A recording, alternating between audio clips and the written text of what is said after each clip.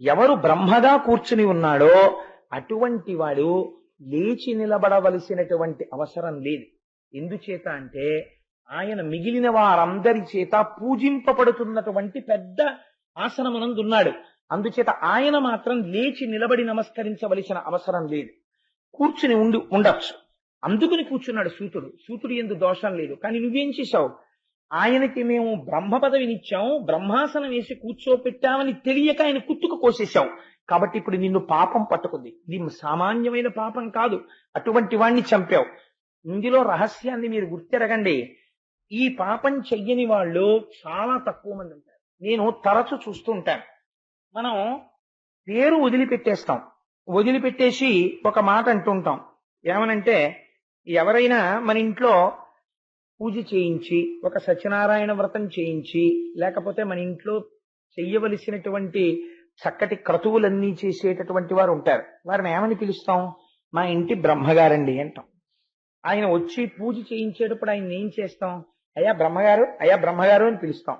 ఆయన ఇంట్లోకి రాగానే మీరు ఆయనకి కాళ్ళు కడుక్కోవడానికి నీళ్ళిచ్చి, ఆయన్ని తీసుకొచ్చి ఆయనకి వేసినటువంటి పీట మామూలు పీట కాదు. మీరేం వేశారు? ఆయనకి బ్రహ్మాసనం ఇచ్చారు. అంటే ఇప్పుడు ఆయన పెద్ద చతుర్ముఖ బ్రహ్మగారు ఈ బ్రహ్మాండములకంతటికీ సృష్టికర్తగా ఎలా పెద్దవాడో, వయస్సుతో సంబంధం లేకుండా ఆయన బ్రహ్మాసనం మీద కూర్చునుండగా ఆయన పెద్దవాడు. ఆయన ఏం చేయించాడో అది పూజ అవుతుంది. ఆయన్ని మీరు ఒకసారి ఆ పీట మీద కూర్చోపెట్టిన తర్వాత ఆయన, అమ్మ సత్యనారాయణ వ్రత కథ మీకు నేను టూకీగా చెప్పేస్తాను, అందులో సూక్ష్మం మీరు గ్రహించండి చాలు అని 4 అధ్యాయాల కథని 5 నిమిషాల్లో చెప్పేశారనుకోండి. చెప్పేస్తే ప్రధానమైనటువంటి ఇతివృత్తాన్ని ఆయన ఆవిష్కరించారు. ఆవిష్కరించి కథ చెప్పేశారు. నేను చాలా చోట్ల చూస్తుంటాను, చాలా ఇళ్లలో చూస్తుంటాను. ఒక పూజ ఏదో చేయిస్తారు. ఆ ఇంటికి వచ్చినటువంటి వాళ్ళు ఎవరో ఉంటారు, ఆ పూజ చూడ్డానికి వచ్చిన వాళ్ళు అంటారు, ఏమండి మేము మా మామయ్య గారి ఆడబడుచు ఇంటికి మొన్న వెళ్ళాం, వాళ్ళు ఇలా చేయించారు, వాళ్ళు ఇది కూడా నైవేద్యం పెట్టించారు, వాళ్ళు కొబ్బరికాయలన్నీ కొట్టేయాలన్నారు, అధ్యాయానికి 2 కొట్టాలన్నారు, మీరు ఒకటే కొట్టించారే. వెంటనే ఏమవుతుందో తెలుసా అండి? మీరు పూజ చేసిన పుణ్యం రాదు. బ్రహ్మస్థానమునందు కూర్చోపెట్టిన వాణ్ణి అధిక్షేపించి ఆయన చెప్పవలసింది నువ్వు చెప్పవలసింది. ఆయన నడువడి చేత, ఆయన ఉపాసన బలం చేత, ఆయన కూర్చున్న స్థానము వలన మీ పూజ పూర్ణత్వాన్ని పొందేస్తుంది. ఒక్కొక్కసారి వచ్చినటువంటి వాడు మహాపురుషుడై ఉంటాడు. ఆయన ఎంత పూజ చేయించాడు కాదు, ఆయన మీతో రామా రామా రామా అనిపించాడు అనుకోండి, మీకు పూర్ణశక్తి వచ్చేయచ్చు. చెప్పలే. నేను ఇందాక ఆ మాట అంటే నాకు జ్ఞాపకానికి వచ్చింది, స్ఫురణకి. మా ఇంటికి సాయంకాలం సుబ్రహ్మణ్య శర్మ గారు వచ్చారు. వారు పరమ గురుభక్తి కలిగినటువంటి వారు వారి గురువు గారైనటువంటి కృష్ణావధానుల గారి గురించి మాట్లాడుతూ ఒక మాట చెప్పారు. కృష్ణావధానుల గారికి షష్ఠి పూర్తి చేసుకునేటటువంటి వయస్సు వచ్చింది, 60 ఏళ్ళు. వస్తే ఇంకా పుట్టినరోజు వచ్చింది అనుకోండి, వస్తే ఆయన దగ్గర వేదం చదువుకున్న వారు, ఆయనకి శిష్యులైన వారు, ప్రశిష్యులైన వారు, ఆయనతో అనుబంధము కలిగిన వారు, ఐశ్వర్యమునందు మితిలేని వారి దగ్గర నుంచి ఎందరో ఉన్నారు. కాబట్టి వారందరూ షష్ఠి పూర్తిని తెలిస్తే పంచల చాపలని అవని ఇవని ఏవో పట్టుకుని వస్తారు కదా. కాబట్టి ఆయన ఎంత చక్కటి పని చేశారో చూడండి. షష్ఠి పూర్తి ఉన్నది అనగానే ఒక 10 రోజుల ముందు ఎవ్వరికీ చెప్పకుండా ఇల్లు తాళం వేసుకుని ఓ సూట్ కేసు అట్టుకుని భార్యను తీసుకుని కాశీ పట్టణానికి వెళ్ళిపోయి ప్రతిరోజు భార్యతో కలిసి గంగా నదిలో స్నానం చెయ్యడం, సంకల్పం చెప్పుకోవడం, గోపూజ చేసుకోవడం, చక్కగా విశ్వేశ్వరలింగానికి వెళ్లి అభిషేకం చేసుకోవడం, 60 రోజులు భార్యతో వారణాసిలో గడిపి షష్ఠి పూర్తి చేయడానికి కుదరదు, గురువుగారు కాశీ వెళ్ళిపోయారనిపించుకున్న తర్వాత అప్పుడు భార్యతో తిరిగి ఇంటికి వచ్చేసారు. ఎంతటి మహాపురుషుడండి ఆయన! ఏ వేదమైన చదువుకున్నారో ఆ వేదాన్ని ఆచరణలోకి తెచ్చుకున్న బ్రాహ్మణుడు. నేను ఒక్క మాట విని తెల్లబోయాను. తుఫాన్ వచ్చినప్పుడు వారి ఇల్లంతా గాలికి ఎగిరిపోతే వారు అనుష్ఠానం చేసుకోవాలి. చంద్రశేఖర పరమాచార్య స్వామి గాంధీజీని కలవలసి వస్తే సత్యమే మాట్లాడుకోవాలి. ఇద్దరు పరమ పవిత్రమైన స్థానంలో కలుసుకోవాలి. ఎక్కడ కలుసుకోవాలి మన ఇద్దరం అంటే, చంద్రశేఖర పరమాచార్య స్వామి, మహాత్మా గాంధీ ఇద్దరూ కూర్చుని మాట్లాడుకున్నది ఎక్కడో తెలుసా అండి? గోశాలలో. అలా కృష్ణావధానులు గారు గోశాలలో కూర్చుని అనుష్ఠానం చేసుకుంటూ ఉంటే, దేవతార్చన చేసుకుంటూ ఉంటే యానాల్లో రీజెన్సీ సిరామిక్స్ ప్రొప్రైటర్ గారు ఎవరో వచ్చి కృష్ణావధానుల గారితో ఏదో ముహూర్తం కోసం పని మీద వచ్చి ఎక్కడున్నారు కృష్ణావధానుల గారు అంటే గోశాలలో ఆవుల మధ్యలో కూర్చుని పూజ చేసుకుంటున్నారు ఆయన. ఏమిటండి ఇక్కడ కూర్చున్నారంటే ఇల్లు గాలికి ఎగిరిపోయింది ఆ తుఫానికి అన్నారు. అయ్యయ్యో ఇదేమిటండి మీరు యానం వచ్చి ఉండండి ఒక నెల్లాళ్ళు మీకు ఇంద్రభవనం లాంటి ఇల్లు కట్టేస్తామన్నారట. అంటే ఆయన అన్నారు నా ఇంటికి కొంచెం దూరంలో శివాలయం ఒకటి ఉంది, దానికి కార్తీక మాసంలో ఎవరో ఒక రాజుగారు ఒక్క ఆయన లక్షపత్రి పూజ చేస్తూ ఉంటారు, అప్పుడు మాత్రం పాపం ఆ పూజారి ఆ అర్చక స్వామి పూజారి అని అనకూడదు, ఎందుకంటే పూజారి అన్నదానికి రెండో అర్థం కొంచెం ప్రమాదకరంగా ఉంటుంది. పూజ అరి అంటే శత్రువు, పూజకి శత్రువు అయినా అని ఒక అర్థం వస్తుంది, కానీ పూజారి అనకూడదు, అర్చకుడు అనాలి. కాబట్టి ఆ పైన కొబ్బరాకులు వేస్తూ ఉంటాడు 4 కర్రలు పెట్టి, అందుకని నువ్వేమైనా చేయగలిగితే నాకే ఉందయ్యా, నేను గోశాలలోనైనా ఉంటాను అక్కడైనా ఉంటాను, మా శివాలయానికి ఒక చిన్న ముఖమండపం కట్టి ఆ శివాలయం బాగు చేయవయ్యా, 10 మంది వచ్చి అభిషేకం చేసుకుని సంతోషిస్తారంటే ఆ శివాలయాన్ని పునర్నిర్మాణం చేశారు.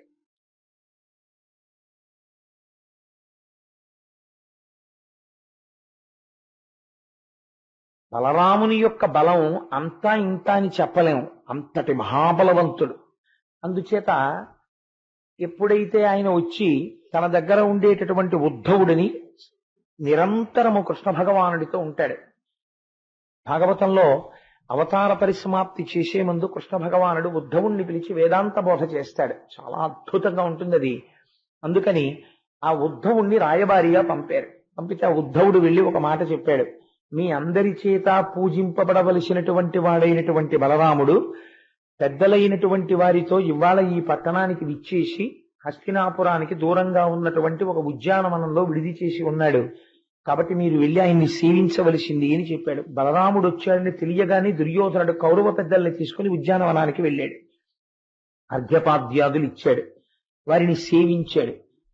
కొంతమంది యొక్క ప్రవర్తన చాలా విచిత్రంగా ఉంటుంది.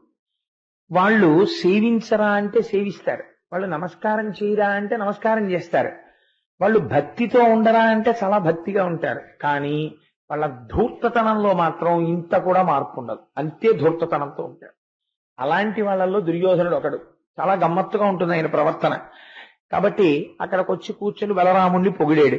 ఇంత సేవించిన తరువాత బలరాముడు అన్నాడు, నా తమ్ముడైనటువంటి కృష్ణ పరమాత్మ యొక్క కుమారుడైన సాంబుడు నీ కుమార్తె అయిన లక్షణని చేపట్టాలని ప్రయత్నం చేస్తుంటే నిగ్రహించి వాళ్ళని ఖైదు చేశావని తెలిసింది, అందుచేత నా కుమారుడు అనగా తమ్ముడు కుమారుణ్ణి కోడల్ని విడిచిపెట్టి నాతో పంపు అని అడిగాడు. అడిగితే వెంటనే దుర్యోధనుడు మాట్లాడిన మాట ఎంత చిత్రంగా ఉంటుందో చూడండి, చాలా ఆశ్చర్యంగా ఉంటుంది. కొంతమంది చాలా స్నేహంగా ఉంటారు, చాలా పెద్దరికాన్ని గౌరవించిన వారిలే ఉంటారు, కానీ ఒక్కొక్క సందర్భంలో వాళ్ళ ప్రవర్తన చూస్తే వీళ్ళు గౌరవంగా ప్రవర్తిస్తారనుకోవాలా, లేకపోతే అసలు సహజంగా చాలా మౌఢ్యం ఉన్న వాళ్ళు అనుకోవాలా అన్నది అర్థం కాదు.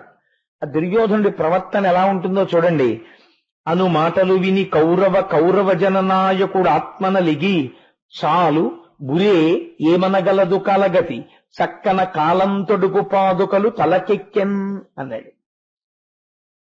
ఏం చెప్పనయ్యా బలరామ, కాలగతిని చూస్తుంటే ఆశ్చర్యంగా ఉంది, మేమెక్కడా, యాదవులు మీరెక్కడా, పశువుల్ని తోలుకునే వాళ్ళు మీరు, మీకు రాజ్యాధికారం లేదు, మీకు మా పిల్ల కావలసి వచ్చిందా, ఫోన్లే గురువు కదా అని చెప్పి ఉద్యానవనానికి వచ్చి గౌరవించి అర్ఘ్యపాద్యాదులు ఇచ్చానని నాకు ఉత్తరం వేస్తున్నావా, నా కూతుర్ని నీ ఇంటి కోడలు చేయనా, నీ మాటలు వింటుంటే నాకేమనిపిస్తోందో తెలుసా, కాలగతి అంటే ఇలా ఉంటుంది, ఇలా ఉంది, కాళ్ళకి తొడుక్కోవలసిన చెప్పులు తలకెక్కాలని కోరుకుంటే ఎలా ఉంటుందో నువ్వు కోరిన కోరిక అలా ఉంది. బలరాముణ్ణి ఉద్దేశించి ఇంత మాట అనడమే ఈ మాట అన్నాడు అని, మనము బంధువరసను మన్నించుమన్నను కాదే రాజ్యభోగ గరిమ బొదలి వసుధ పేరు కలిగి వాసికి నిక్కుట తమకు ననుభవింప తగనియట్టి. అసలు యాదవులైనటువంటి మీకు రాజ్యాధికారం చేసేటటువంటి అధికారం లేదు యయాతి శాపం చేత, కానీ మీరు రాజులు ధరించేటటువంటి ఛత్రచామరాదులన్నీ ధరిస్తున్నారు, రాజభోగములనన్నిటినీ అనుభవిస్తున్నారు, ఇంతటి గౌరవాన్ని పొందారు. దేనివల్ల పొందారు? కృష్ణుణ్ణి చూసి కృష్ణుడని ఎవరూ గౌరవించలేదు, బలరాముణ్ణి చూసి బలరాముడిని ఎవరు గౌరవించలేదు. ఎందుకు గౌరవిస్తున్నారో తెలుసా? కౌరవులతో మీకు సంబంధం ఉంది కాబట్టి, ఏదో దుర్యోధనుడి గురువు గారని మాతో కొంత బంధుత్వం ఉంది కాబట్టి మిమ్మల్ని గౌరవిస్తున్నారు. మమ్మల్ని బట్టి గౌరవిస్తుంటే రాను రాను ఆ గౌరవాన్ని పక్కన పెట్టి మాతోనే వియ్యం ఉండాలన్నంత కోరిక పుట్టిందే నీకు? కాబట్టి ఇది జరిగేటటువంటి పని కాదు, మీ హద్దులో మీరుండడం మంచిది అన్నాడు. ఈ మాట అనగానే అని వెళ్ళిపోయాడు దుర్యోధనుడు. అక్కడ ఉండలేదు మాట వినడానికి. అది ఆశ్చర్యం. బలరాముడు చెప్పినటువంటి జవాబు వినడానికి కూడా ఆయన లేడు. ఇంకా నీతో మాట్లాడేది ఏమిటని వెళ్ళిపోయాడు. వెళ్ళిపోతే బలరాముడు అక్కడ ఉన్న కౌరవ పెద్దల్ని చూసి అన్నాడు, ఒంటికి మదం ఎక్కడం అనేటటువంటి దానికి ఉదాహరణ చూడాలంటే ఇదే. దుర్యోధనుడి యొక్క మాట తీరు కౌరవ పెద్దలైనటువంటి మీరు చూశారు కదా. ఎవరి వలన ఎవరికి గౌరవం కలిగింది, ఎవరి వలన ఎవరికి గౌరవం కలిగిందో నేను చెప్తాను వినండని. తన వలన గౌరవం కలిగింది అనడు. పెద్దవాడైన బలరాముడి దగ్గర ఉన్న గొప్పతనం కృష్ణుడి గురించి మాట్లాడుతున్నాడు ఆయన.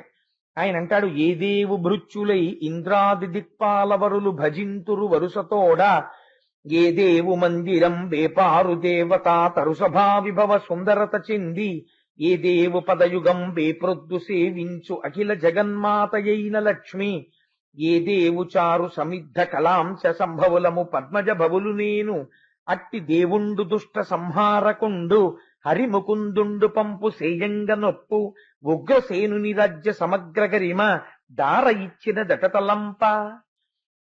ఎంత గొప్ప మాట అన్నాడో చూడండి. ఏ కృష్ణ భగవానుడి దగ్గరికి వచ్చి నరకాసురుణ్ణి వధించాలి అని అనుకున్నప్పుడు ఇంద్రాది దేవతలు వచ్చి స్తోత్రం చేస్తారో, దేవేంద్రుడంతటి వాడు కూడా ఇవాళ భూలోకంలో తిరుగుతున్నా సరే కృష్ణుడంటే సాక్షాత్తు శ్రీమన్నారాయణుడేనని గౌరవించి భజించి స్తోత్రం చేస్తున్నాడో, ఏ పరమేశ్వరుని యొక్క మందిరము, ఏ కృష్ణ పరమాత్మ యొక్క భవనము కల్పవృక్షముల యొక్క తోటయో, అక్కడికి వచ్చినటువంటి వాళ్ళ కోరిక తీరకపోవడం అన్నది ఉండదో, ఏ మహాత్ముడి యొక్క కను సైగ చేత అందరి కోరికలు తీరుతాయో, ఏ పరమేశ్వరుడి యొక్క పాద యుగళిని ప్రతినిత్యము సేవించాలని లక్ష్మీదేవంతటిది తాపత్రయపడుతుందో, నిరంతరము సేవిస్తోందో, ఏ పరమేశ్వరుని యొక్క అంశభూతముగా నేను చతుర్ముఖ బ్రహ్మ వంటి వారము జన్మించామో, అట్టి పరమేశ్వరుడు దుష్ట సంహారకుడైనటువంటి శ్రీకృష్ణ పరమాత్మ యొక్క గొప్పతనం చేత ఇవాళ ఉగ్రసేనుడు రాజ్యం చేస్తూ ద్వారకా నగరాన్ని ఎలగలుగుతున్నాడు. అది పరమ యథార్థం. ఎందుచేత అంటే జరాసంధుడు యుద్ధానికి వచ్చినప్పుడు నిజంగా మధురా నగరంలోనే ఉంటే అక్కడ ఉన్నటువంటి వాళ్ళు చాలా మంది నిహతులు కావాలి. కానీ తనకుండేటటువంటి యోగశక్తి చేత, మాయాశక్తి బలం చేత ఒక ఆవు ఒక దూడకి కూడా ప్రాణ నష్టం వాటిల్లకుండా సముద్ర గర్భంలో మయుడి చేత ద్వారకానగర నిర్మాణం చేయించి అక్కడికి వాళ్ళని పంపించేసి రక్షించినటువంటి మహానుభావుడు కృష్ణ పరమాత్మ. అటువంటి కృష్ణ పరమాత్మ వలన ద్వారకానగరమునకు మా రాజ్యమునకు ఉగ్రసేనునకు వైభవం వచ్చింది. కానీ ఇవాళ దుర్యోధనుడు అంటున్నాడు, ఆ కృష్ణుడి వలన కాదుట మాకు వైభవం, దుర్యోధనుడితో బంధుత్వం వల్ల మాకు ఇంతటి వైభవం వచ్చిందిట. ఇంతటి దుర్మార్గంగా మాట్లాడేటటువంటి వాడికి తగిన బుద్ధి చెప్పి తీరాలి. ఇటువంటి వాడికి నోటితో చెప్తే తలకెక్కదు. వీడికి ఎటువంటి చేష్టితము చెయ్యాలో ఆ చేష్టితమును చేసి చూపిస్తే వీడి తలకెక్కినటువంటి పొగరు కిందకి దిగుతుంది అని లేచి గంగానది ఒడ్డుకెళ్ళి ఈ హస్తినాపురాన్నంతటినీ కూడా మేడలతో, మిద్దెలతో, ఉద్యానవనాలతో నా నాగలితో పట్టి లాగి తీసుకెళ్లి గంగానదిలో కలిపేస్తానన్నాడు. కలిపేస్తానని తన నాగలిని ఆ హస్తినాపురం నేల లోపలకంటా గుచ్చి లాగాడు. లాగితే సముద్రంలో పడవ తరంగాలకి ఇలా పైకి తేలినట్టు ఇన్ని రాజసౌధములతో, ఉద్యానవనములతో ఉండేటటువంటి హస్తినాపురం అలా పైకి లేచింది. లేచి గంగానదిలోకి లాగేస్తున్నాడు.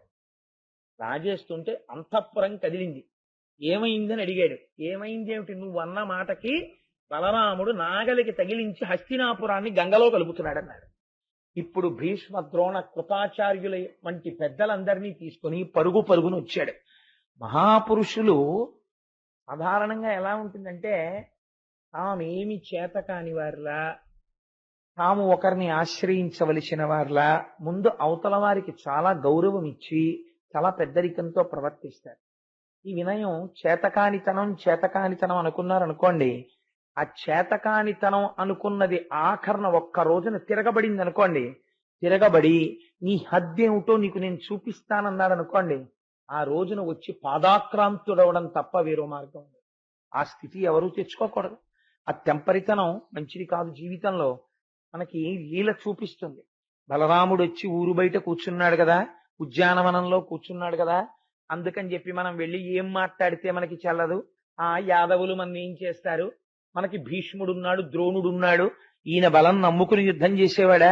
ఎప్పుడు యుద్ధం చేసినా భీష్మాచార్యుల వారి మీద, ద్రోణాచార్యుల వారి మీద నమ్మకమే. ఆ కురుక్షేత్ర యుద్ధం జరిగినప్పుడు ప్రతిరోజు మహానుభావుడు భీష్మాచార్యుల వారి జీవిత చరిత్ర చదువుతుంటే, నిజంగా భీష్మ పర్వం చదువుతుంటే కళ్ళమ్మ నీళ్లు వస్తాయి. ప్రతిరోజు నిందించేవాడు. యుద్ధం చేసి వచ్చిన తర్వాత, నిన్ను నమ్ముకుని యుద్ధం చేశాను, ఎంతమందిని చంపావు, ఏం చేశావు, స్వచ్ఛంద మరణం వరం ఉంది, ఒక అర్జునుడిని చంపలేవా, ఓ ధర్మరాజుని చంపలేవా, నువ్వు పక్షపాతివి, మాతో ఉంటావు, వాళ్ళతో తిరుగుతావు, ఇన్ని మాటలు అనేవాడు. వృద్ధుడైపోయి ఇంతమందిని పెంచి పెద్ద చేసినందుకు తను తిరిగి ఎవరికైనా చెప్పుకోవడానికి కూడా ఎవ్వరూ లేక పాపం ఎంత దుఃఖపడ్డాడో భీష్మాచార్యుల వారు. అంతటి తెంపరితనం, జీవితం అంతా ఒకటే తెంపరితనం దుర్యోధనుడి. ఎప్పుడూ అవతల వారిని అధిక్షేపించి మాట్లాడటమే. ఆ మాట ఎంత ప్రమాదాన్ని తీసుకొస్తుందో చూపిస్తున్నారు. మాటల చేత దేవతలు మన్నన చేసి వరంబులిత్తురున్. ఈ చేసిన పని ముందే చేస్తే గొడవ వదిలిపోతుందిగా. ముందే బలరాముడికో నమస్కారం చేస్తే వదిలిపోదు. ఇప్పుడు భీష్మ ద్రోణ కృపాచార్యుల వంటి పెద్దలందరినీ తీసుకుని ఆయన దగ్గరికి పరిగెత్తాడు. పరిగెత్తి ఇప్పుడు స్తోత్రం మొదలెట్టాడు. ఎంత చిత్రమైన స్తోత్రం! నువ్వు సృష్టికర్తవి, స్థితికర్తవి, ప్రళయకర్తవి, నువ్వు పరమాత్మవి, నువ్వు సాక్షాత్తు కృష్ణ పరమాత్మ యొక్క అన్నగారివి, నువ్వు అనంతుడవు, నువ్వు తలుచుకుంటే చెయ్యనిదేముంది, మా జీవితాలన్నీ పరాధీనములు నీ పాదముల దగ్గర ఉన్నాయి. మహాత్మా, మీరు కోపం తెచ్చుకుంటే ఈ బ్రహ్మాండాలన్నింటినీ లయం చేసేయగలరు, అంతటి శక్తివంతులు. నా తప్పు మన్నించండి. పెద్దలకు ఉండేటటువంటి లక్షణం ఏమిటంటే, పిన్నలు కోపగిస్తే పెద్దలు ఔదార్యంతో క్షమిస్తారు కదా, అందుకని నన్ను మన్నించండి అన్నప్పుడు వెళ్ళి కాళ్ళ మీద పడ్డాడు. కాళ్ళ మీద పడితే ఆ నాగలితో అప్పటికి పైకి తీసేస్తున్నాడు హస్తినాపురాన్ని. మహానుభావుడు పెద్దలకు ఉండేటటువంటి చాలా గొప్ప లక్షణం ఇదేనండి. పాలకి చల్లారే గుణం లేదనుకోండి, నీళ్లు తగిలితే పొంగిన పాలు చల్లారం అనుకోండి. అసలు ప్రపంచంలో పాలు కాచడం అనేటటువంటి ప్రక్రియ ఎంత ప్రమాదకరమైంది అయిపోతుందో మీరు ఆలోచించండి. ఈశ్వరుడు పాలని చూస్తే మీరు జీవితంలో చాలా గొప్ప లక్షణం తెలుసుకోవచ్చు. పొంగుతున్నటువంటి పాల మీద ఇన్ని నీళ్లు పట్టుకెళ్ళి ఇలా అంటే చాలు, కిందకి వెళ్ళిపోతాయి. అలాంటిది నీ కోపాన్ని నువ్వు దేని చేత కట్టడి చెయ్యలేకపోతే, ప్రపంచంలో ప్రతి పదార్థానికి ఒక విరుగుడు ఉంది. పాము నెమలి చేత ముక్కలైపోతోంది, ముంగిసం చూస్తే భయపడిపోతోంది. అంత పాము మణిమంత్రాదులకు కట్టుపడుతోంది. ఆఖరికి ఎందుకు పనికిరానటువంటి జీవులు కూడా ఎవరో ఒక దాన్ని చూసి తలదించుతాయి, భయపడతాయి. ప్రతి దానికి భయం ఉంది, ప్రతి దానికి ఒక విరుగుడు ఉంటుంది ప్రపంచంలో. అస్తమానం విరుగుడు లేనటువంటి మాటలు, దుర్మార్గపు బుద్ధి మనిషిని పాడు చేసేవేవంటే రెండే. మొట్టమొదట ఏ మనిషి అయినా దేని చేత పాడైపోతాడో తెలుసా అండి? నేను మాట్లాడిన మాటలకి సాక్ష్యం లేదనుకుంటాడు. కానీ ఈశ్వరుడు ఒకడున్నాడు, వాడు సాక్షిగా చూస్తున్నాడు నీ ప్రవర్తనకి. నువ్వు ఎప్పుడెప్పుడు ఏం మాట్లాడుతున్నావో, ఎంతమంది చూస్తుండగా ఏం మాట్లాడుతున్నావో, ఎవరు చూడనప్పుడు ఏం మాట్లాడుతున్నావో చూసేవాడు ఉన్నాడు. వాడి చూపు నుంచి నువ్వు తప్పుకోలేవు. వాడు ఒకనాడు కోపగిస్తాడు, వాడు కన్నెర్ర చేస్తాడు, ఆనాడు పతనం అయిపోతావు, పాడైపోతావు, దెబ్బతింటావు. ఆ స్థితి తెచ్చుకోకూడదు. ఈశ్వరుడు లోపల ఉన్నాడు అన్న భయం నీకుంటే సత్యానికి కట్టుపడతావు. ఆ భయం పక్కన పెట్టేశారనుకోండి, పతనం వచ్చేస్తుంది. ఇది పాలంతటివి పొంగితే నీళ్లు చల్లితే చల్లారతాయి. నీ కోపాన్ని చల్లార్చుకోవడానికి కూడా ఒక విరుగుడు ఉండాలి, నీకు ఒక నియమం ఉండాలి.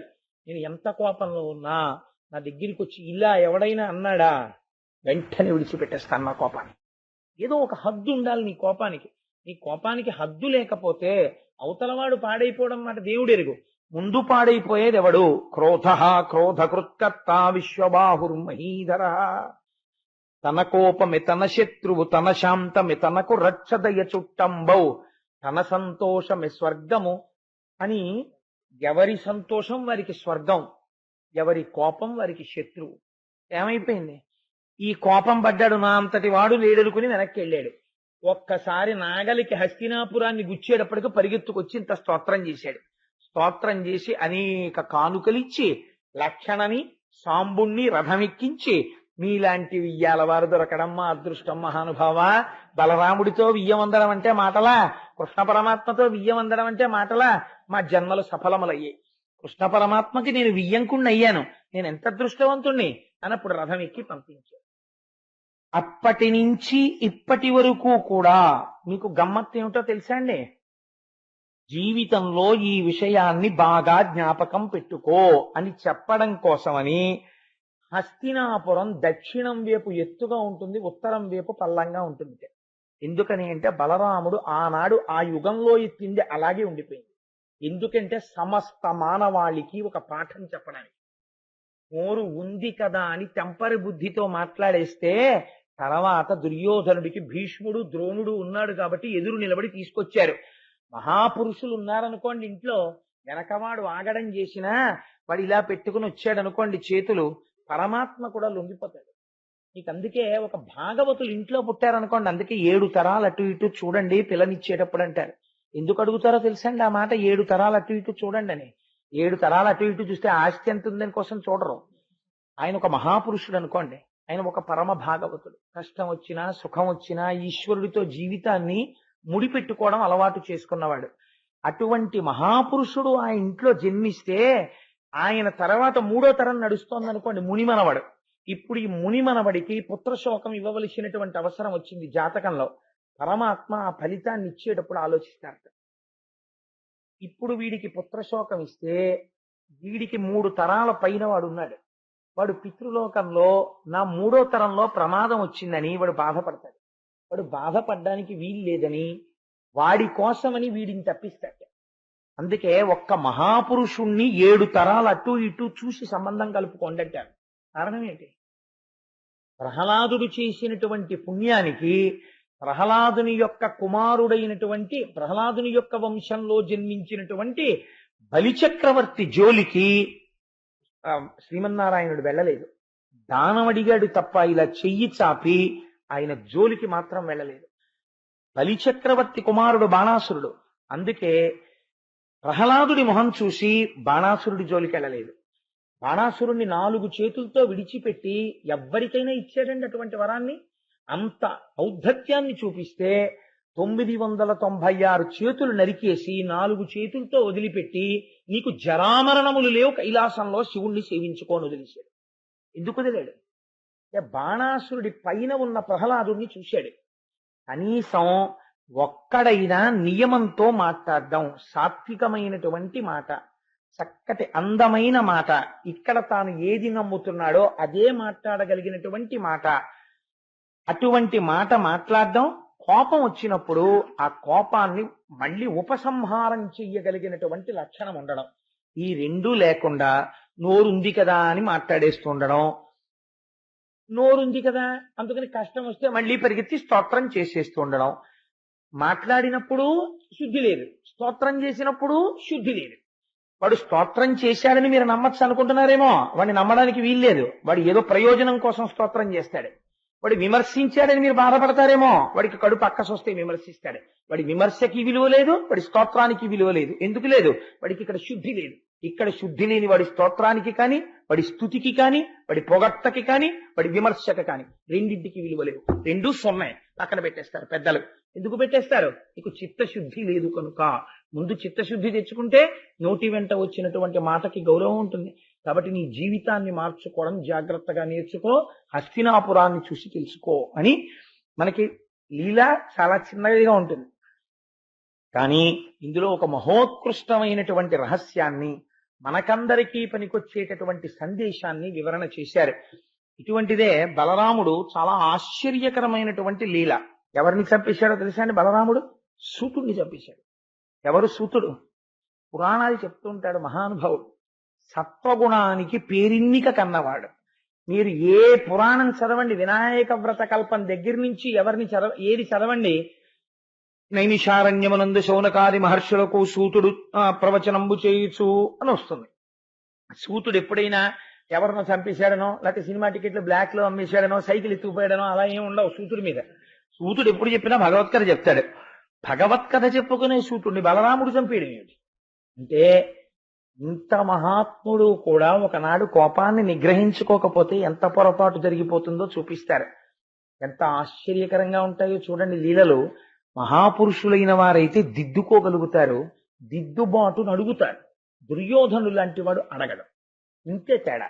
వాడికి భీష్మద్రోణులు చెప్పారు, హస్తినాపురం గంగలో కలుపుతున్నారు కాబట్టి వచ్చాడు. నా తప్పని వాడు రాలేదు దుర్యోధనుడు. బలరాముడు అలా కాదు, నాది తప్పు అంటాడు. అది తేడా. ఇలా ఉండడం చేత మీరు పెరుగుతారండి. చాలా మంది దగ్గర నేను ఇవాళ ఒక గుణం చూస్తున్నాను. ఎస్పెషల్లీ నేను ఇలా అన్నానని మీరు అనుకోవద్దు, అది సంస్కృతిలో వచ్చేస్తున్నటువంటి తేడా ఏమో నాకు తెలీదు. ఇళ్లల్లో వాతావరణం ఎలా ఉంటుందంటే, ఒక తండ్రి తన వల్ల ఒక పొరపాటు జరిగింది అనుకోండి, భార్య ఏమండి మీరు ఇలా చేశారేమి అని అడిగింది అనుకోండి, అవును నాకు తప్పే, నేను అలా అనకుండా ఉండవలసి, నాది పొరపాటే, నేను వేరొకసారి అలా అనకుండా చూసుకుంటాను, నాది తప్పే, నేను అలా అనకుండా ఉండవలసింది అని అన్నాడు అనుకోండి. కొడుకు కూడా ఎప్పుడైనా తప్పు చేస్తే, అవును నిజమే నాకు తప్పే నాన్నగారు, నేను అలా చేయకుండా ఉండవలసింది, నేను ఇంకా చెయ్యను నాన్నగారు. మీరు చూడండి ఇంట్లో పెద్దలు ఎప్పుడూ బుకాయిస్తారు. నాకు ఒక ఆశ్చర్యకరమైన సంఘటన, నేను బీకాం చదువుకునే రోజుల్లో విశాఖపట్నంలో మా పక్క మాటలో ఒక ఆవిడ అద్దుకుండేవారు. ఆవిడ స్కూల్ టీచర్ గారు. వాళ్ళకు చిన్న పాప ఉండేది జ్యోత్స్న అని, ఇప్పుడు కృష్ణుడి వేషం వేసి తీసుకొచ్చారే అలా ఉండేది. ఆ పాప మా ఇంటికి వచ్చి ఆడుకుంటూ ఉండేది. సాయంకాలం మేము కాలేజీ నుంచి వచ్చేసాక ఆడుకుంటోంది. మా అమ్మగారు నాకు అప్పుడే కాలేజీ నుంచి వచ్చాడు, వీడి పాపం ఎంత మేధోమదనం చేశాడు అని ఓ గ్లాస్తో పాలు అక్కడ పెట్టారు.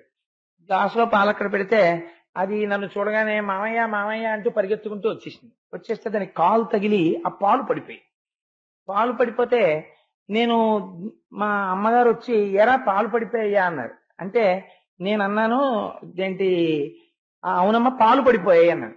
అంటే అదేంది చిన్నపిల్ల, పాలు పడిపోలేదు అమ్మమ్మ గారండి, నేనే తన్నేశాను అంది. అబ్బా ఎంత తేడా ఉందిరా ఈ రెండు వాక్యాలకి అనుకున్నాను. మీరు చూడండి మనకు అబద్ధం ఎంత అలవాటు అవుతుందంటే, ఒకవేళ నా భార్య అక్కడ ఉండగా పొద్దున్నే కాఫీ ఇస్తే నేను కాఫీ గ్లాసు చూసుకోకుండా చేయి తగిలి పడిపోయింది అనుకోండి, ఏమిటండి అని అనుకోండి, కాఫీ పడిపోయింది అంటాను. కాఫీ ఎందుకు పడిపోతుంది? కాఫీని పడగొట్టేశాను అన్నం అంటే కాఫీ పడిపోయింది, ఎఫెక్ట్ చెప్తాం, రీజన్ చెప్పాం. అంటే అబద్ధం సంస్కృతిలో అంతగా అలుముకుంది. కాఫీ నేను సరిగ్గా చూసుకోకపోవడంలో నా చేయి తగలడం వల్ల పడిపోయింది అన్నాడు అనుకోండి, వాడు లోపల సత్యానికి అలవాటు పడుతున్నాడు, నిజమే చెప్పడానికి ప్రయత్నం చేస్తున్నాడు, అందుకని అలాగే వస్తుంది. అది కమ్ వాట్ మే, ఏదైనా జరగచ్చు కాక. ఏమిటండి పొద్దున్నే కాఫీ పంపేశారు అని అంటే అంది, పొరపాటు కదా, అందుకని చూసుకోలేదు, నా చేయి తగిలితే కాఫీ పడిపోయింది అండం వేరు, కాఫీ పడిపోయింది అండం వేరు, రెండింటికి తేడా లేదండి. కాఫీ పడిపోయింది అండంలో కాఫీ ఎందుకు పడిపోతుంది, రోజు పడిపోతుంది. అబద్ధం అలవాటు అయిపోయింది ఇవాళ. మీరు ఈ స్థితి ఇవాళ దేశంలో మీరు చూడండి, మీరు ఎవరైనా పొరపాటు చేస్తే ఏమయ్యా అలా ఎందుకు చేశామని అడిగారు అనుకోండి, మీకు సాధారణంగా నిజమేనండి అది నాకు తప్పే, నన్ను క్షమించండి అని అనరు. అలా అంటే ఆ ఇల్లు ఆ కుటుంబం గొప్ప సంస్కృతి వైపు నడుస్తున్నట్టు.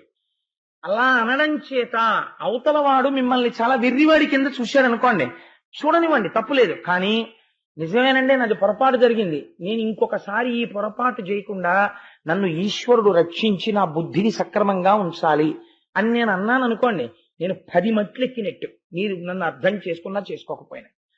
కానీ నేను అలా అనలేక బుకాయించాను అనుకోండి, బుకాయించడం అంటే సాధారణంగా ఏం చేస్తామంటే దానికి కారణాలు చెప్తాం.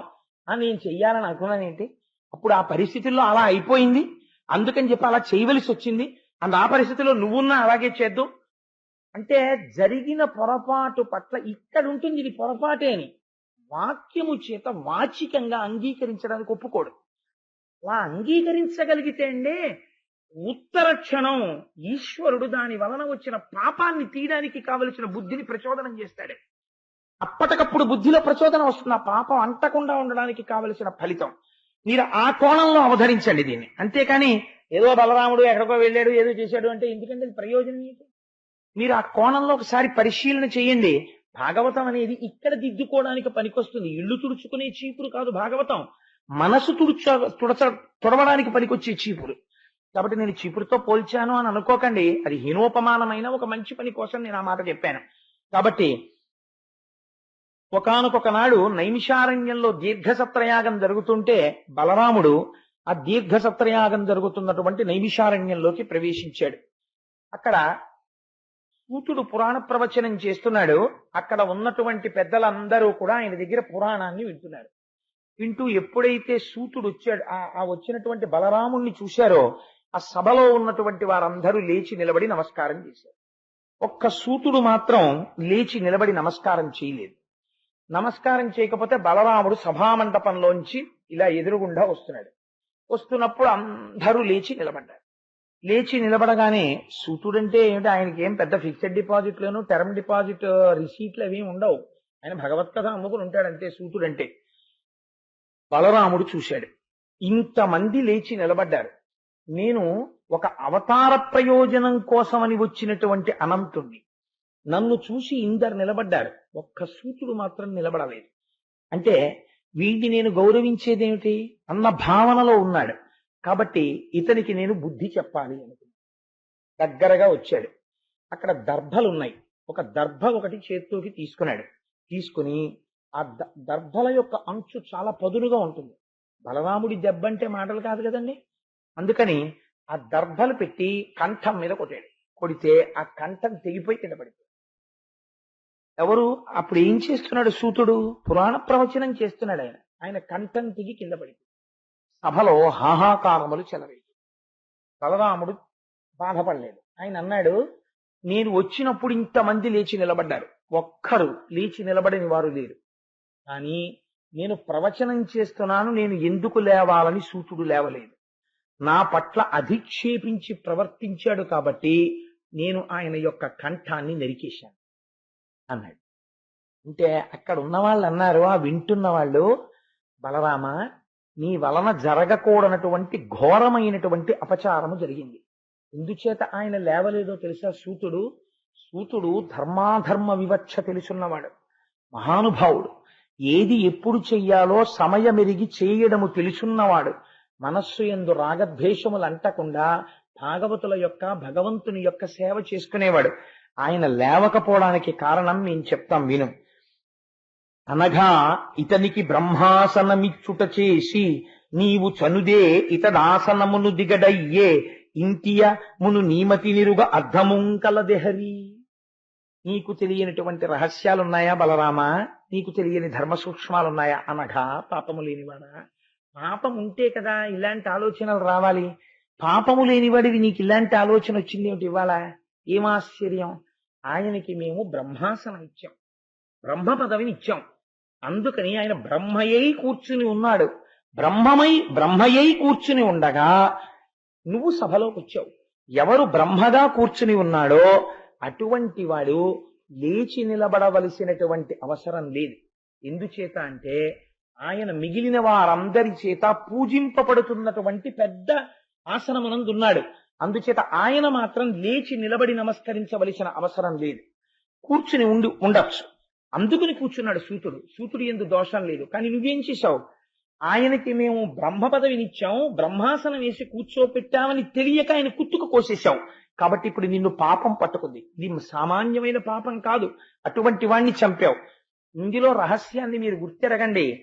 ఈ పాపం చెయ్యని వాళ్ళు చాలా తక్కువ మంది ఉంటారు. నేను తరచు చూస్తూ ఉంటాను.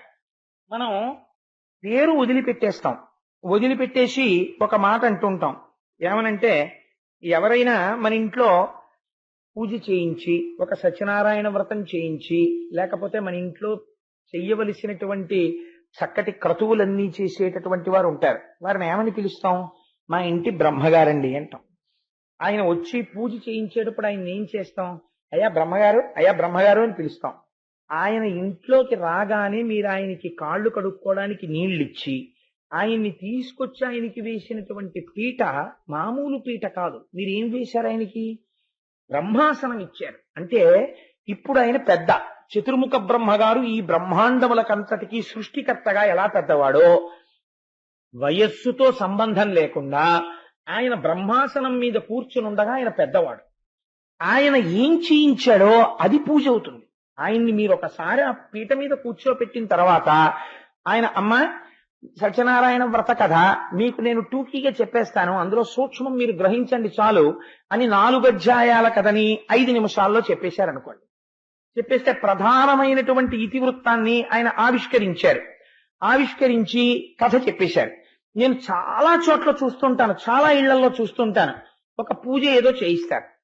ఆ ఇంటికి వచ్చినటువంటి వాళ్ళు ఎవరో ఉంటారు, ఆ పూజ చూడ్డానికి వచ్చిన వాళ్ళు అంటారు, ఏమండి మేము మా మామయ్య గారి ఆడబడుచు ఇంటికి మొన్న వెళ్ళాం, వాళ్ళు ఇలా చేయించారు, వాళ్ళు ఇది కూడా నైవేద్యం పెట్టించారు, వాళ్ళు కొబ్బరికాయలన్నీ కొట్టేయాలన్నారు, అధ్యాయానికి 2 కొట్టాలన్నారు, మీరు ఒకటే కొట్టించారే.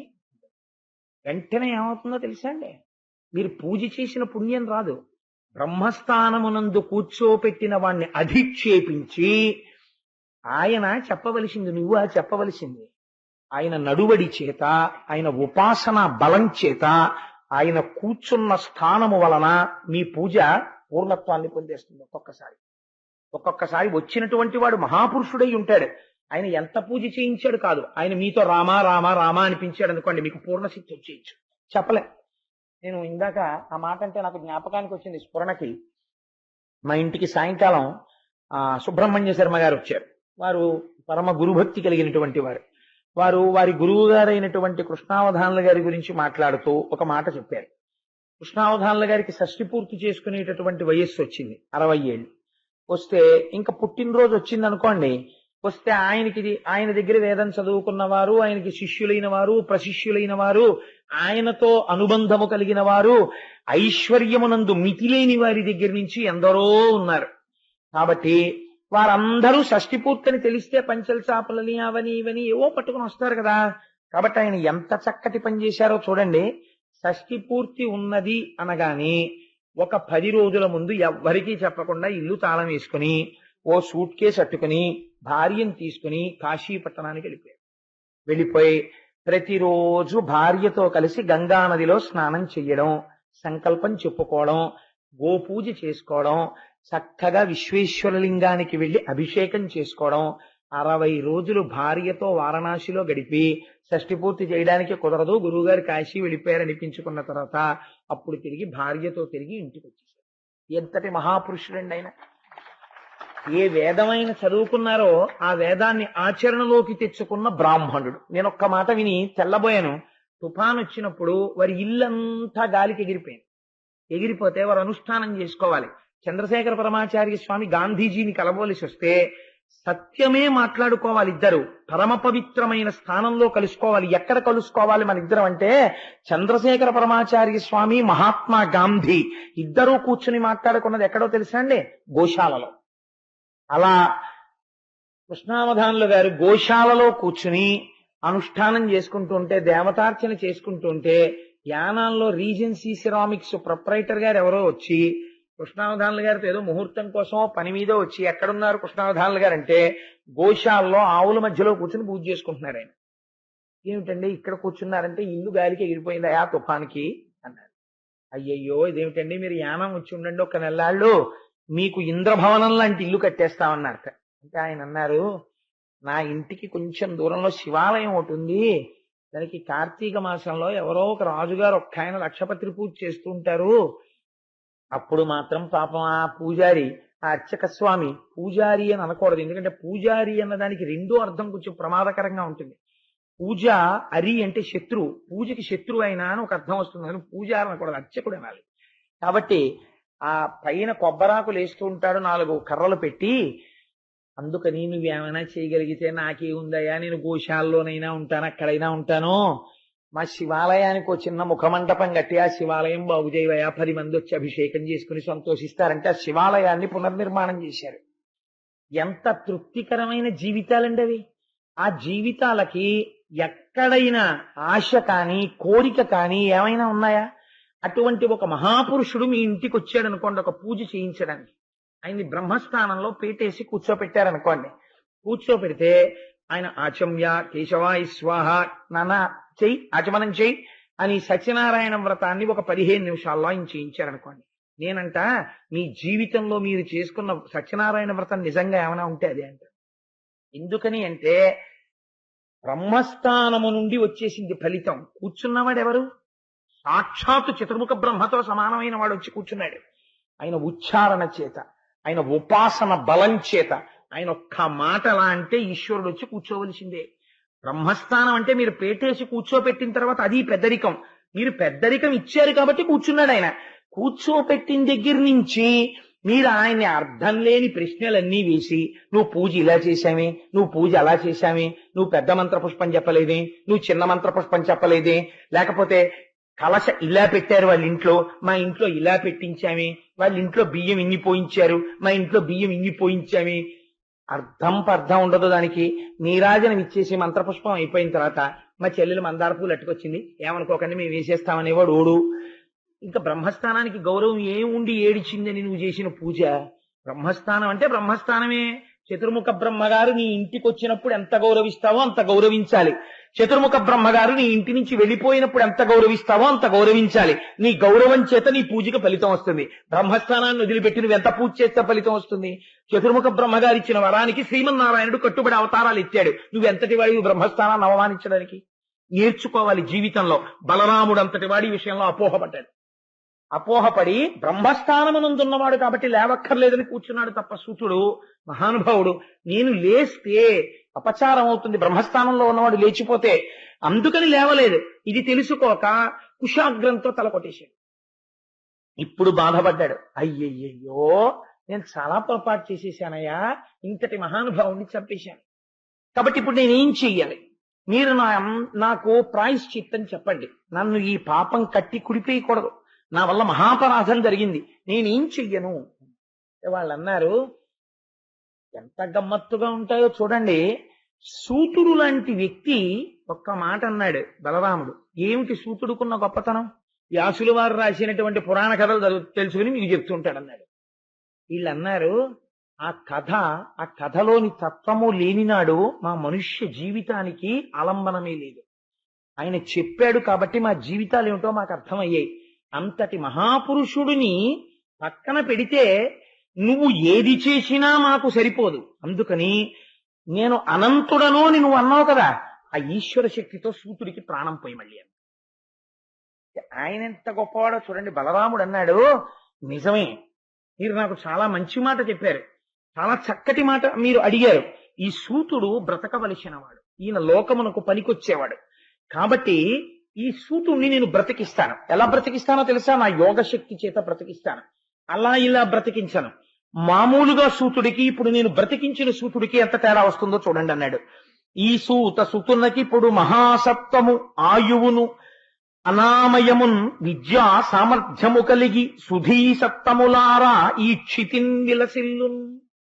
రోగం అంటే ఏమిటో ఉండదు ఇంకా సూతుడికి. అసలు బుద్ధి యందు ధారణాశక్తి చెడిపోవడం అంటే ఏమిటో ఉండదు ఇంకా సూతుడికి. అపారమైనటువంటి విద్యాబలంతో ఉంటాడు సూతుడు. గొప్ప శక్తి కలిగినటువంటి వాడై ఉంటాడు.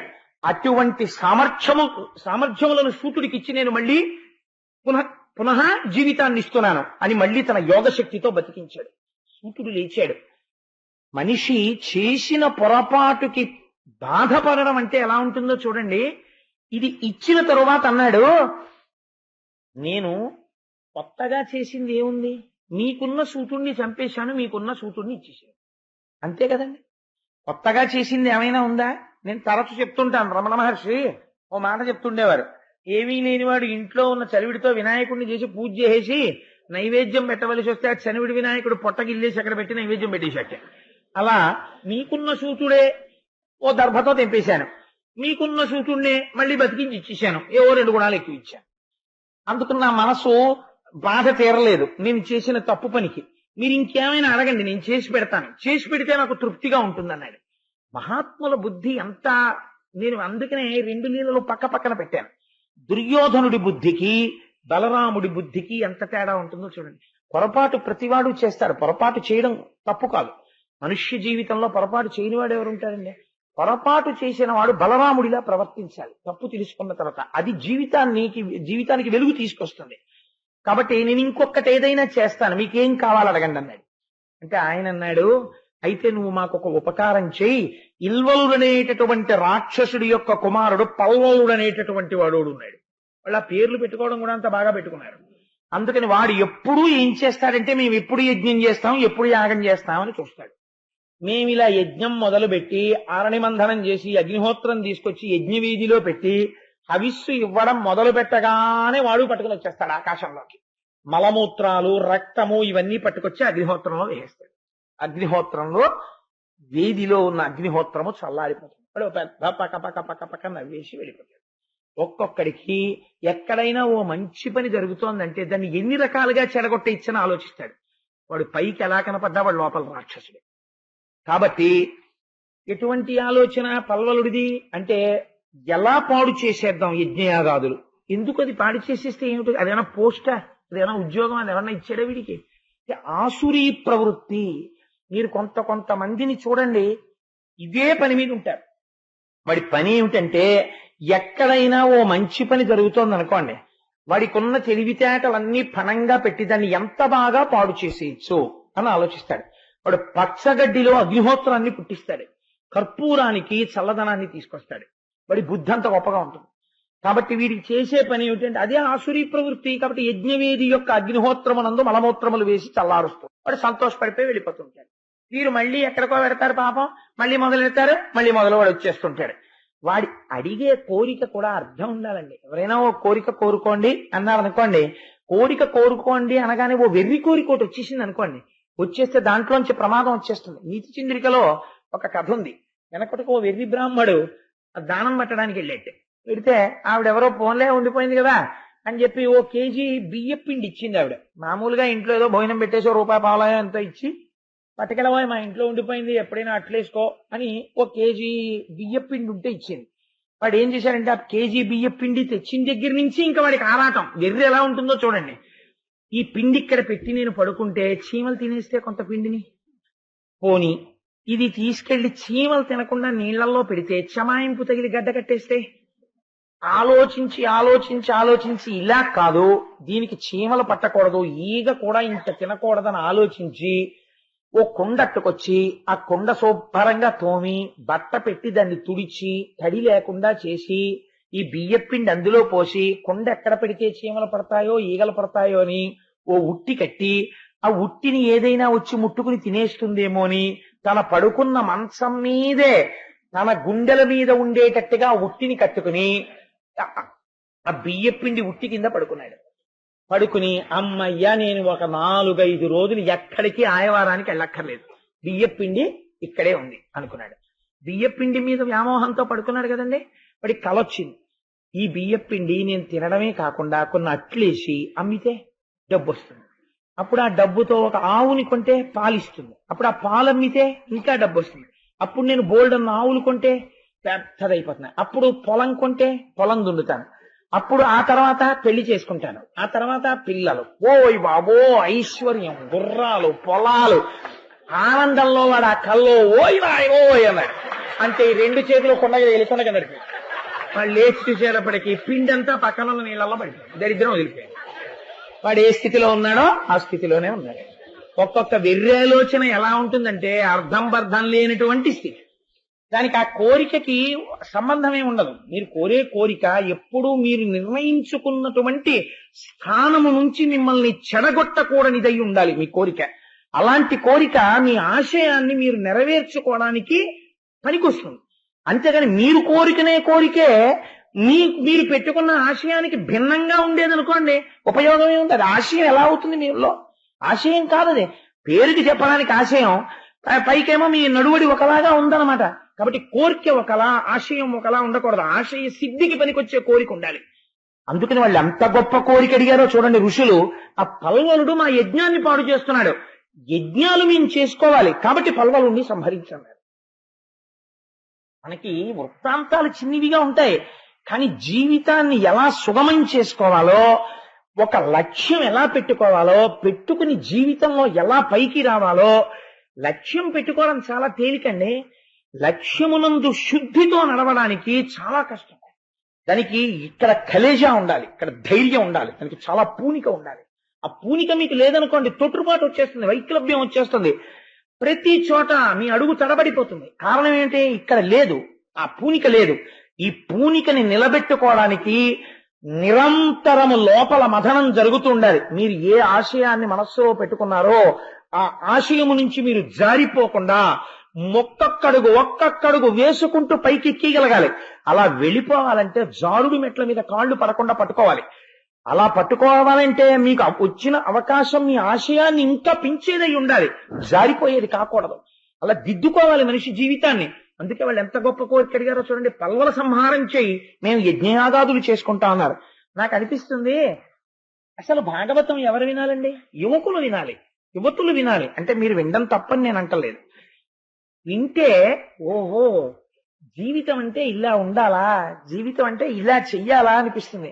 మీరు మహాత్మా గాంధీ గారు చూడండి, 1920వ సంవత్సరంలో సహాయ నిరాకరణోద్యమాన్ని ప్రారంభం చేశాడు. ఆయన చేసి 1942లో క్విట్ ఇండియా ఉద్యమం దగ్గరికి వచ్చేటప్పటికి మహాత్మా గాంధీ ఏది చెప్తే అది చేసేయడమే తెలుసు భారతీయులకి.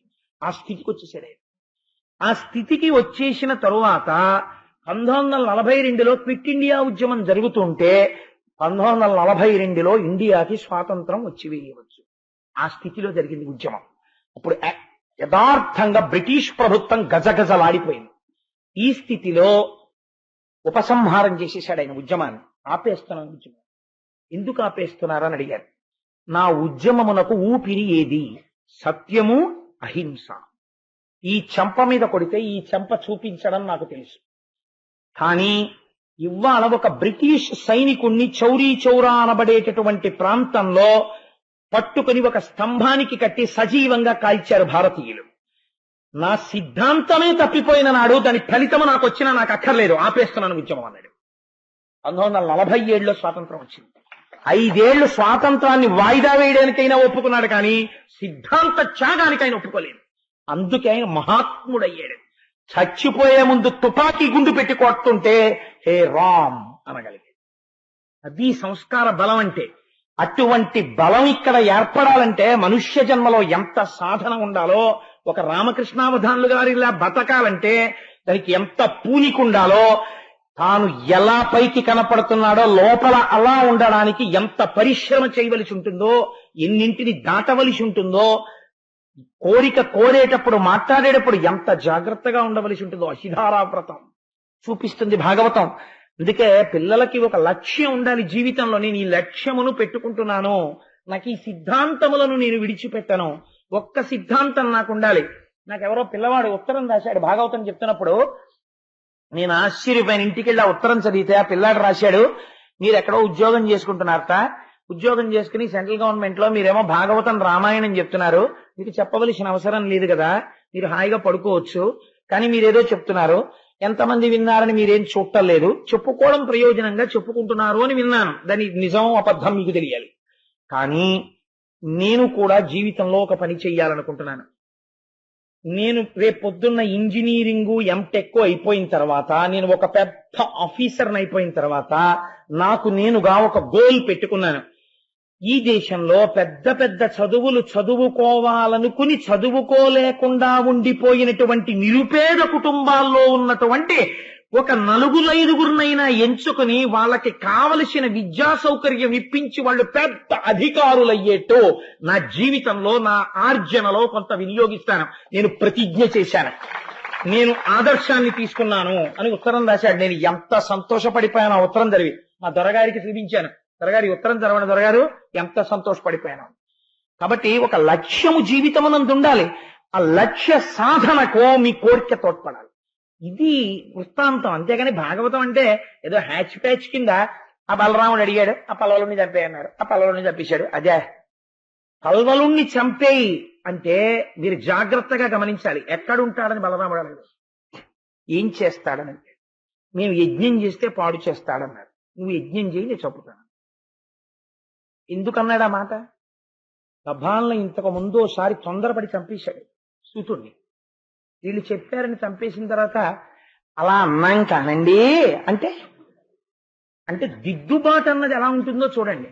పల్వలుడు రాక్షసుడైతే చంపేస్తాను.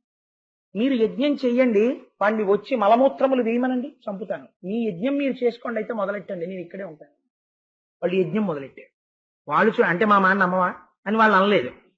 చాలు మనం యజ్ఞం చేస్తాం, వాడు పాడు చేస్తే చేస్తాడు, లేకపోతే వాడు ఎందుకు చావాలి?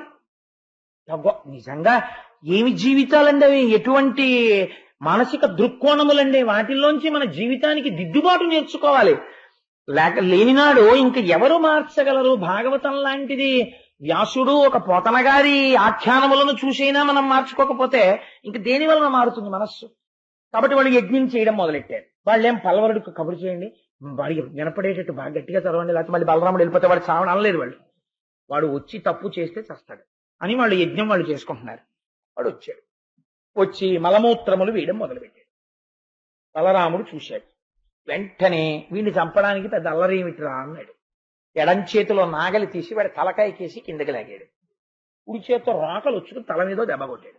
కొబ్బరికాయ బయలుపోయినట్టు టక్కని చచ్చిపోయాడు. ఎందువల్ల? కానీ మీకు ఈ లీల నేను ఇలాగే చెప్పాను అనుకోండి, అందులో మీరు పొందవలసిన అంటే మీరు మహాత్ములు, మీరు గ్రహించేయగలరు అనుకోండి. నేను ఇంకా చాలా గ్రహించుంటారు, నేనే తక్కువ అర్థం చేసుకున్నాను. కానీ ఎప్పుడు చంపాడు చూడండి, ఇందాక చంపడానికి ఇప్పుడు చంపడానికి ఎంత తేడా ఉంది బలరాముడి దగ్గర. కానీ ఎప్పుడూ ఋషులు మాత్రం అలాగే ఉన్నారు, సూతుడు మాత్రం అలాగే ఉన్నాడు. చచ్చి బతికిన సూతుడు నన్ను చంపేశాట మీరేనా అని మాట అన్నట్టుగా పురాణంలో లేదు.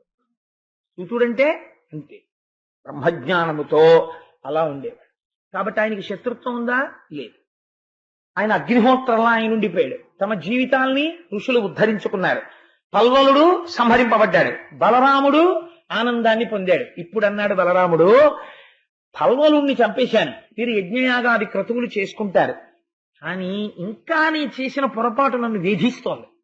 మీరు నాకు ఇంకా ఏమైనా చెప్పండి. నేను ఇతపూర్వం నేను చేసిన పాపము పోవడానికి ఈ పనులు చేశాను. అసలు ఇటువంటి పాపము నాలో ఉంటే కదా దుర్మార్గపు ఆలోచనలు వస్తున్నాయి. అందుకని నేను కొంత పుణ్యబలాన్ని సమకూర్చుకోవాలనుకుంటున్నాను. నేను కొన్నాళ్లు ఏ మంచి పనులు చేస్తే నా మనస్సుకి ఈ వ్యగ్రత ఉండదో నాకు అటువంటి మంచి పనులు ఏమైనా చెప్పండి అని అడిగాడు. 12 నెలలు ఇంటి ముఖానికి వెళ్లకుండా దేశమంతా తిరిగి పుణ్యతీర్థాలన్నిటిలో స్నానం చేయి, నీ మనస్సు ప్రశాంతత పొంది పుణ్యమును పొంది సత్వగుణాన్ని పొందుతావు. సత్వగుణాన్ని పొందడం అంటే బలరాముడికి లేదా అని కాదు, మనస్సునందు పాపపుటాలోచన అహంకారము పైకి రావు, వినయంతో నిలబడగలుగుతావు బలరామా, తీర్థములయందు స్నానం చెయ్యి అన్నారు. అంటే అప్పుడు బయలుదేరి స్నానానికి వెళ్ళాడు. వెళ్లి తీర్థములన్నిటా స్నానం చేశాడు. మీరు చూడండి, ఇవాళ మన పరిస్థితి ఎలా ఉంటుందంటే, స్నానానికి వెడతాం, వాడు వెంకటాచలంలో దిగుతాడు. వాడు వెంకటాచలంలో దిగిన దగ్గర నుంచి వాడు ఆలోచన దేని మీదంటే, భీమాసులో టిఫిన్ బాగుంటుందా లేకపోతే అర్జునాసులో టిఫిన్ బాగుంటుందా. అన్నమాచార్యుల వారికి అదిగో అల్లదిగో శ్రీహరివాసము కనపడింది, నీకంతా కనపడకపోతే పోనీ వచ్చిన నష్టమేం లేదు. కానీ వీడి ప్రయత్నం అంతా ఎంత అమ్మయ్య ఏడుకొండ. మీరు అంతవరకు ఎందుకండి, నేను ఒక్క మాట అన్నానని మీరు మరోలా అనుకోవద్దు, నన్ను క్షమించండి, నేను ఇంత కఠినమైన మాట వాడేశానని. వెంకటాచల క్షేత్రంలో చెప్పులేసుకోకుండా తిరిగేటటువంటి వాళ్ళు ఇవాళ ఎంతమంది పక్కన పెట్టేయండి. జీవితంలో వెంకటాచల క్షేత్రంలో నువ్వు అడుగు పెట్టావు, కనీసం తిరుపతి పట్టణంలోకి అడుగు పెట్టగానే ఆ తిరుపతి పట్టణంలో రామానుజాచార్యుల వారు తిరిగారు, తిరుమల నంబి తిరిగారు, అన్నమాచార్యుల వారు తిరిగారు, ఎందరో మహాపురుషులందరూ తిరిగినటువంటి ప్రాంతం. అక్కడ నువ్వు తిరుగుతున్నావు, కనీసం చెప్పులు వేసుకోకుండా తిరగలేనంత చెప్పుల మోజు పెంచుకున్న చెప్పుని అని ఒక్కసారి చెప్పులిప్పి తిరుపతి గడ్డ కళ్ళకద్దుకోవడం కూడా తెలియని సంస్కృతిలో మనం ఇవాళ ఉంటే, పుణ్యం వచ్చేయి అంటే ఎక్కడి నుంచి వచ్చేస్తుంది? రైలు దిగిన వాళ్ళల్లో ఎంతమంది తిరుపతిలో దిగగానే ఒక్కసారి చెప్పులిప్పి ఇంత మహాక్షేత్రంలోకి నేను వచ్చానని ఒక్కసారి కళ్ళకద్దుకుని నమస్కరించి తప్పక చెప్పులు వేసుకుంటున్నానని మళ్ళీ చెప్పులు వేసుకుంటారో నాకు చూపించండి. తద్భావం తద్భవతి. ఇక్కడ ఉంటే కదా ముందు అసలు అది చేసేది. మీరు ఒక్కసారి తిరుపతి రైల్వే స్టేషన్ ముందు నిలబడి అలా చూడండి, ట్రైన్స్ వచ్చినప్పుడు చాలా క్యాజువల్ గా, యాజ్ దో అర్చనానంతర దర్శనం టికెట్ ఉంది కాబట్టి, కాటేజీ బుక్ అయిపోయింది కాబట్టి, ఎవడి కోసం దర్శనం ఇవ్వడు వెంకటేశ్వర స్వామి ఇస్తాడు. 100 రూపాయలు పెట్టి కొనుక్కున్నాం, ఇచ్చి తీరుతాడు దర్శనం. 100 ఇచ్చిన వాడెవరు? ఈ ఆలోచన ఉండదు. ఇలా తెంపరితనంతో బయలుదేరి తెంపరితనంతో తిరుమల వెడుతూ అనేకాలు పోగొట్టుకుని బుద్ధులు తెచ్చుకున్న కుటుంబాలు ఎన్నో నాకు తెలుసు. కాబట్టి ఈశ్వరుడి విషయంలో ఎక్కడ మనకి నిబద్ధత ఉన్నది? ఆ నిబద్ధత అవసరం. ఓ పుష్కరిణిలో స్నానం చేయరా అన్నాం అనుకోండి, స్వామి పుష్కరిణిలో నీళ్ళండి ఏదో వాసన అంటాడు. వీడు చేసేసే స్నానాలన్నీ చాలా గొప్ప స్నానాల్లాగా. అయ్యో ఇది స్వామి పుష్కరిణి, నా జీవితంలో ఇన్నాళ్ళకి నేను ఇందులో స్నానం చేస్తున్నాను అనడం. మీరు నదిలో స్నానం చేయమన్నారు అనుకోండి, మీరు కాశీ అన్నారు అనుకోండి, అబ్బా ఏమి కాశీ అండి అనడం. కాశీ అంతా వాటర్ పొల్యూషన్ అయిపోయిందండి అంటాడు. ఇప్పుడు అమ్మ బాబోయ్, అసలు నిజంగా ఆ ఉచ్చారణే వీడు లండన్ లో పుట్టినట్టుంటుంది. గోదావరి ఎక్స్ప్రెస్ అంటాడు, గోదావరి ఎక్స్ప్రెస్ అండవాడు అసలు. సరే ఎనివే నాకెందుకులేండి, ఇప్పుడు దాంట్లోకి వెడితే మళ్ళీ చాలా నేను వ్యగ్రతను పొందుతాను. మళ్ళీ లేనిపోంది నేను బలరాముళ్ళ నేనేం చేయాలి ఎందుకు వచ్చింది. కాబట్టి దాన్ని అక్కడ వదిలేస్తేనే హాయిగా ప్రశాంతంగా ఉంటుంది మనస్సు. అంటే ఒక్కొక్కరిని చూస్తుంటే, ఒక్కొక్కరి ప్రవర్తన చూస్తుంటే, హోటల్కి వెళ్ళడం తప్పని నేను అంటలేదు, నేను వెళ్తాను. కానీ ఆ ఒక మన్నన, ఒక మర్యాద ఉండాలి కదా. ఒక క్షేత్రానికి వెళ్ళినప్పుడు అసలు కనుమరుగైపోతున్నాయి. ఏమిటో ఎక్కడికి వెళ్ళినా రాక్షస ప్రవృత్తే తప్ప ఏమిటా ఇలాగైపోయింది ఈ ప్రపంచం, అసలు ఇంత అసహ్యంగా. నేనండి మీకు ఇలా సభాముఖంగా నేను చెప్పచ్చో చెప్పకూడదో నాకు తెలియదు, కానీ నా కడుపు మండిపోయిన సంఘటన ఒకటి మీకు చెప్తాను. మీరు అవధరించండి. నేను తప్పు మాట్లాడానేమో మీరు చెప్పండి. ఒకవేళ నేను తప్పు మాట్లాడుంటే మీరు నన్ను ఈ సభలోనే చెప్పండి, కోటేశ్వరరావు మీ అభిప్రాయం తప్పని. నేను కాశీ వెళ్ళాను. కాశీ వెళ్ళి ఎందరో ఆడవాళ్లు స్నానం చేస్తుంటారు. అక్కడ పడవలు తోలేవాళ్ళు ఎవరో కాదు, మనవాళ్ళు. వాళ్ళు ఏం చేస్తారో తెలుసా అండి? ఫారినర్స్ సిగరెట్ కాల్చుకుంటూ ఎడం చేత్తో, ఈ చేతిలో వీడియో కెమెరా పట్టుకుని ఈ ఘాట్స్ లో స్నానం చేసేటటువంటి వాళ్ళకి అభిముఖంగా పడవలు పెడతారు. వాళ్ళు ఇచ్చే కక్కుర్తి రూకల కోసం పడవలు పెడితే వాళ్ళు ఇలా సిగరెట్ కాలుస్తూ నిక్కర్లేసుకుని ఫారినర్స్ మన ఆడవాళ్లు స్నానం చేసి లేచి నమస్కారం చేస్తుంటే వీళ్ళని వీడియో తీసుకుంటుంటారు. పరమ పవిత్ర భావనతో మీరు కాశీలో మునిగి స్నానం చేసి ఒడ్డుకొచ్చి బట్టలు మార్చుకుంటూ స్నానం చేసి లేస్తున్నటువంటి ఆడదాన్ని ఫారినర్స్ వీడియో తీస్తున్నప్పుడు అలా తీయకూడదని చెప్పగలిగిన పౌరుషం ఉన్న యంత్రాంగము చచ్చిపోయిందా ఈ దేశానికి? ఎంత దారుణం అండి! ఏమిటి ఈ దేశపు స్థితి? ఏమిటి పుణ్యక్షేత్రాల్లో ఇవాళ ఉన్న స్థితి? దేనికోసం ఉంది? మిగిలిన యంత్రాంగాలన్నీ ఉన్నాయి. అదేమిట్రా, నీకు డబ్బు లేకపోతే మేమిస్తాం తప్ప నువ్వు చేసిన ఈ పని ఏమిటి? నువ్వు వీడియో తీయడం ఏంటి? ఆడవాళ్లు స్నానం చేస్తే గంగానదిలో వాళ్ళని నువ్వు పడవెక్కించి తీసుకురావడం ఏంటి? వాళ్ళని ఎదురుకుండా నిలబెట్టడం ఏంటి అని అడిగిన వాడు లేడు. సర్దుకుపోతారంటే పోనిద్రో, ఏం చేస్తాం మనం ఇక్కడికి వచ్చి స్నానం చేయడం తప్ప మనం ఏం చేస్తామని. ఎందరు తల్లులు అలా తడిసిపోయిన బట్టలతో బట్టలు మార్చుకుంటూ వాళ్ళ వీడియో కెమెరాల్లో ఉన్నారో మనకి తెలియదు. నేను అబద్ధం చెప్పానని మీరు అనుకుంటే మీరు కాశీ వెళ్ళినప్పుడు చూడండి, కోటేశ్వరరావు అబద్ధం చెప్పారేమో. ఇవి జాతి సంస్కృతికి చీడపురుగులు కావండి. యుద్ధం చెయ్యవలసి వస్తే దీని మీద యుద్ధం చెయ్యాలి, దీని మీద పెద్దలు ఉత్తరాలు రాయాలి, దీని మీద పెద్దల్ని నిలదీయాలి. దీన్ని మీరు ఎందుకు మార్చారని అడగాలి. ఈ మార్పు లేనప్పుడు, ఈ మార్పు కోరుకోనప్పుడు యాంత్రికంగా మనం ప్రవర్తిస్తే మన సంస్కృతి, మన సంప్రదాయాలు ఎలా నిలబడతాయి? కాబట్టి మీరెవరేమనలేదు కాబట్టి నా అభిప్రాయం తప్పు కాదని నేను అనుకుంటున్నాను. కాబట్టి ఆనాడు బలరాముడు, నేను ఇందాక ఒకసారి బ్రేక్ వేద్దాం అనుకున్నాను, అలా వెళ్ళిపోతుంది అది. కాబట్టి బ్రేక్ కాదు, ఇంజిన్ ఆపేశాను. కాబట్టి ఆ పల్వలుడి కొడుకైనటువంటి ఇల్వలుణ్ణి గగనమునంచెరించు సురకంఠకు కంఠము చేతి నాగతం తగిలిచి రోకలెత్తి బెడిదంబడరన్నడులెత్తి మొత్తినన్ భుగభుగనెత్తురొల్క ఇలా బొరగిలంబడి వజ్రధారచే తెగి ధరకూలు భూరి జగతీధరమున్ బురిడింప పెట్టుగాన్. ఆ రోకలతో ఒక్క దెబ్బ కొట్టే నెత్తురు బుగ బుగ బుగ బుగ కక్కుకుంటూ ఆ పల్వలుడు మరణించాడు. తదనంతరము ఏం చెయ్యాలంటే, తీర్థముల యందు స్నానం చెయ్యమంటే ఆ మనస్సు శాంతిని పొందడానికి 12 నెలలు భారతదేశమంతటా పర్యటించి తీర్థముల యందు స్నానం చేశాడు బలరాముడు. మనం ఎందుకు వెళ్లాలో, తీర్థాలకు ఎందుకు స్నానం చేస్తామో, ఎటువంటి మనశ్శాంతి పొందాలో మహానుభావులు చిన్నదైనా సరే ఇంత పరమ పవిత్రమైనటువంటి ఈ ఆఖ్యానమునందు పొందుపరచారు. నేను మీకు చాలా చెప్పేద్దాం ఇవ్వాలనుకున్నాను, నాకు ఆశ ఎక్కువ, పీక సన్నం. అందుకని నేను ఇవాళ ఇంకొక విషయాన్ని మాత్రమే ప్రస్తావన చేసి వాటి ప్రసంగాన్ని పూర్తి చేస్తాను. ఇదొకటి మనం జీవితంలో చాలా జాగ్రత్తగా తెలుసుకోవలసినటువంటి సత్యం. ఆ పోతన గారు అంటారు భాగవతాన్ని ఆంధ్రీకరిస్తూ, అంటే అది వ్యాసుడి మాట అనుకోండి, నాకు పోతన గారి మాట 10 మాటలు ఎత్తడం సంతోషం. ఎందుకంటే బోర్డు అలా పెట్టాం, నేను పోతన గారి భాగవతం గురించి ప్రస్తావన చేస్తున్నాను కాబట్టి అలా అంటాను. అది వ్యాసుడి మాటే, వారు ఆంధ్రీకరించారు. పోతన గారి మాటకి వ్యాసుల వారి మాటకి తేడా అయింది. కనుక ఆ పోతన గారు అన్నారు, ప్రపంచమునందుండేటటువంటి మనుష్యులు 2 రకాలుగా ఉంటారు. నాకు నిజంగా భాగవతం చదువుతున్నప్పుడు ఈ వాక్యం ఒకటి, నిన్న నేను ఇక్కడ ఆ గోవింద పట్టాభిషేకంలో ఉన్నాను, కానీ నాకు ఒక వాక్యం ఒకటి అలా రాత్రి పడుకున్నా కూడా నన్ను మధిస్తూనే ఉంది. ఈ ఒక్క వాక్యము మనుష్య జన్మ బాగు చేసుకోవడానికి చాలదా భాగవతంలో అని. సరే, ఆ వాక్యం ఏమిటి అన్నది ఎప్పుడైనా ఓ సందర్భంలో చెప్తాను మీకు, బహుశా రేపే చెప్పచ్చు అవకాశం ఉంటే. కాబట్టి ఆ పోతన గారు అంటారు, 2 వర్గములుగా ఉంటారు మనుష్యులు. ఒకటి, కోరికలు కోరుతారు. కోరికలు కోరడం తప్పు అని పరమేశ్వరుడు కూడా చెప్పలేదు. ఎందుచేత అంటే, తండ్రిని కాకపోతే కొడుకు ఎవరిని అడుగుతాడు చెప్పండి? తండ్రి కొడుకు పుట్టి, నాన్నగారండి నాన్నగారండి మీ చెయ్యి పట్టుకుని నడుస్తానండి అన్నాడు అనుకోండి, చీ దుర్మార్గుడా అంటాడా? అనడం. అది సహజమైన కోరిక. నాన్నగారండి మీతో స్కూటర్ మీద వస్తానంటాడు. నాన్నగారండి నాన్నగారండి నేను సభకు వస్తానంటాడు. వాడు రావచ్చా రాకూడదా వేరే విషయం, మరి అన్నింటికీ వచ్చేస్తానంటాడు. ఎవరిని అడగాలి? కోరిక తండ్రిని అడగాలి. అందుకే ఆయన కూడా ఒక మాట అన్నాడు, ఆర్తి జిజ్ఞాసురర్థార్థి అన్నాడు భగవద్గీతలో. నన్ను కాకపోతే ఎవరు అడుగుతారయా పిల్లలు, నన్ను కోరికలు కోరచ్చు, నేనేం అనుకోను అన్నాడు.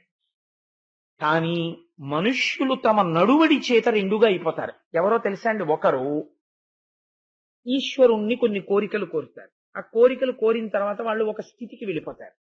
వెళ్ళిపోయిన తర్వాత ఆ కోరికలతో ఒక స్థితికి వెళ్ళిపోయిన తర్వాత మళ్ళీ వాళ్ళు ఏవి పొందారో వాటిని ఒక్కొక్క దాన్ని పోగొట్టుకుంటుంటారు. మీరు దీన్ని చాలా జాగ్రత్తగా అర్థం చేసుకోవాలి జీవితానికి సమన్వయం చేసుకునేటప్పుడు. ఇది కూడా ఈశ్వరానుగ్రహమే అని మనిషి అంగీకరించడానికి ఇష్టపడడు. అలా ఎవడిష్టపడుతున్నాడో వాడు నా అనుగ్రహాన్ని పొంది మోక్షాన్ని పొందుతున్నాడు అన్నాడు నారాయణుడు.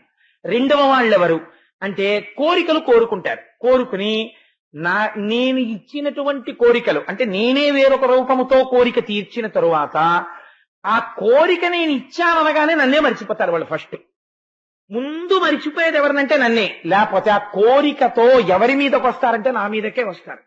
ఇలా ఉంటారు 2వ రకం వాళ్ళు.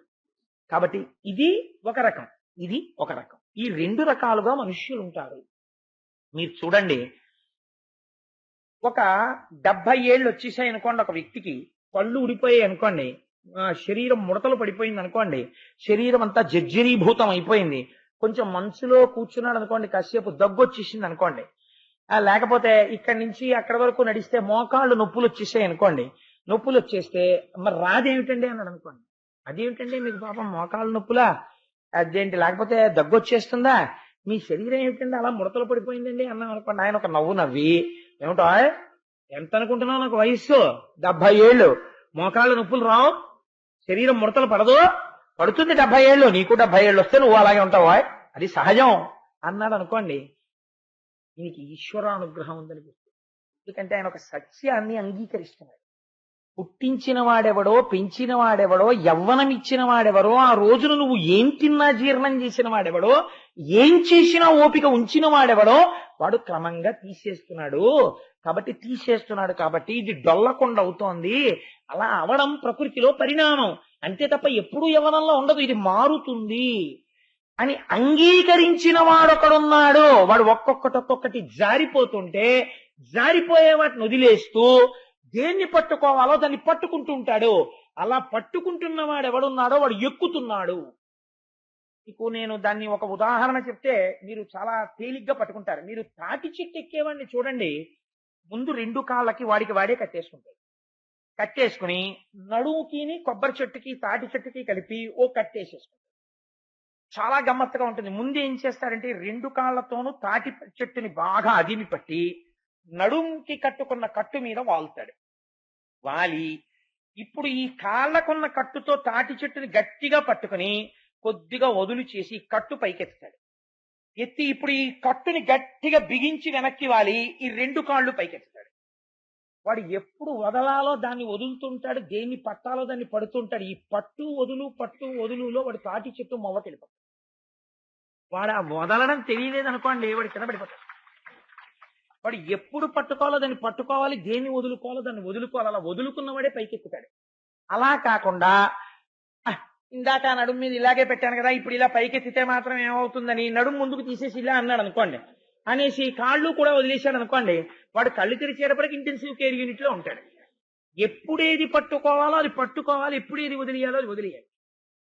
ఇంకా ఏమిటి 70 ఏళ్ళు వచ్చాయి, ఎన్ని తిన్నాను ఊరగాయలు, ఎన్ని తిన్నాను కొత్త ఆవకాయలు, బోల్డ్ అని తిన్నాను. మీరేం తిన్నారు?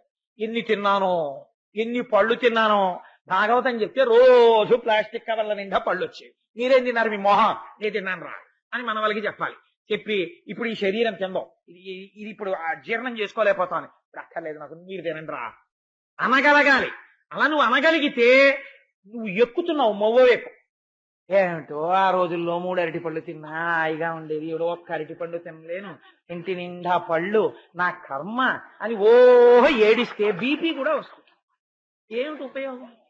కాబట్టి మీరు దీన్ని ఏదో ఎక్కడో పురాణవచనంగా తీసుకుంటే అంత ప్రయోజనం ఉంటుందని నేను అనుకోవట్లేదు. కాబట్టి ఈశ్వరుడు అన్నాడు, నేను తీసేస్తున్న దాన్ని అంగీకరించగలగడంలో వాడు పైకెక్కుతున్నాడో. ఎంత గంభీరమైన మాట అండి అది. నిజంగా అంగీకరించలేకపోవడంలో వాడు జారిపోతున్నాడు. రెండవ వాడు ఇంకో చిత్రమైన వాడు. మొదటి వాడి గురించి చెప్పాలంటే పైకెక్కుతున్నవాడు బోల్డ్ మంది ఉన్నారు, రమణ మహర్షి లాంటి వారు. రెండో వాడు ఉన్నాడు, వాడు చాలా గొప్పవాడు, అసలు వాడు చాలా చిత్రంగా ఉంటాడు. వాడు ఈశ్వరుడు గురించి ఎంత తపస్సు చేస్తాడో తెలుసండి. ఏంటండి దిక్కుమాల శరీరం అన్నట్టు తపస్సు చేస్తాడు. వాడి తపస్సు చూసి ఈశ్వరుడు పొంగిపోయి, వీడికి అసలు దేహభ్రాంతే లేదురా అని, ఇంత దేహభ్రాంతి లేని వాడు నన్ను ఏమడుగుతాడని క్యాజువల్ గా వచ్చేసాడు అనుకోండి, వాడు అడిగే కోరికకి ముందు ఈశ్వరుడికి స్పృహ తప్పుతుంది. ఆయన వచ్చేసాక తప్పదు, ఆయనకి అదొక కండిషన్ ఉంది ఆయనకి.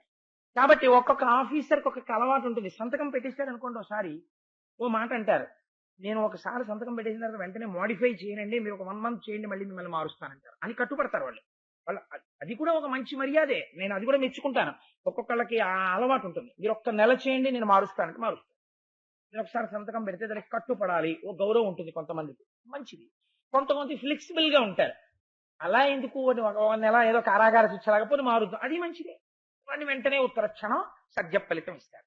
రెండూ మంచివి. ఆ పట్టు విడుపులో ఒక్కొక్కరు చూడండి, కోరిక కోరేసి వెంటనే ఈశ్వరుని మర్చిపోతాడు. మరిచిపోతే దేవుడు ఎరుగో, వాడు ఈశ్వరుణ్ణి ఎంత మరిచిపోతాడో తెలుసా అండి, ఈశ్వరుణ్ణి ప్రమాదంలో పెడతాడు. ఇలాంటి వాళ్ళు కూడా ప్రపంచంలో ఉంటారు. దీనికి నేను ఒక ఉదాహరణ చెప్తాను విను అన్నాడు. ఎవరితో చెప్పాడో తెలుసా అండి? ఉద్ధవుడితో చెప్పాడు కృష్ణ భగవానుడిది. కాబట్టి నువ్వు అలా చెడిపోకు స్మా, ఈ కథ నువ్వు బాగా మనసులో పెట్టుకుంటే నువ్వు అలా పాడైపోకుండా ఉంటావు.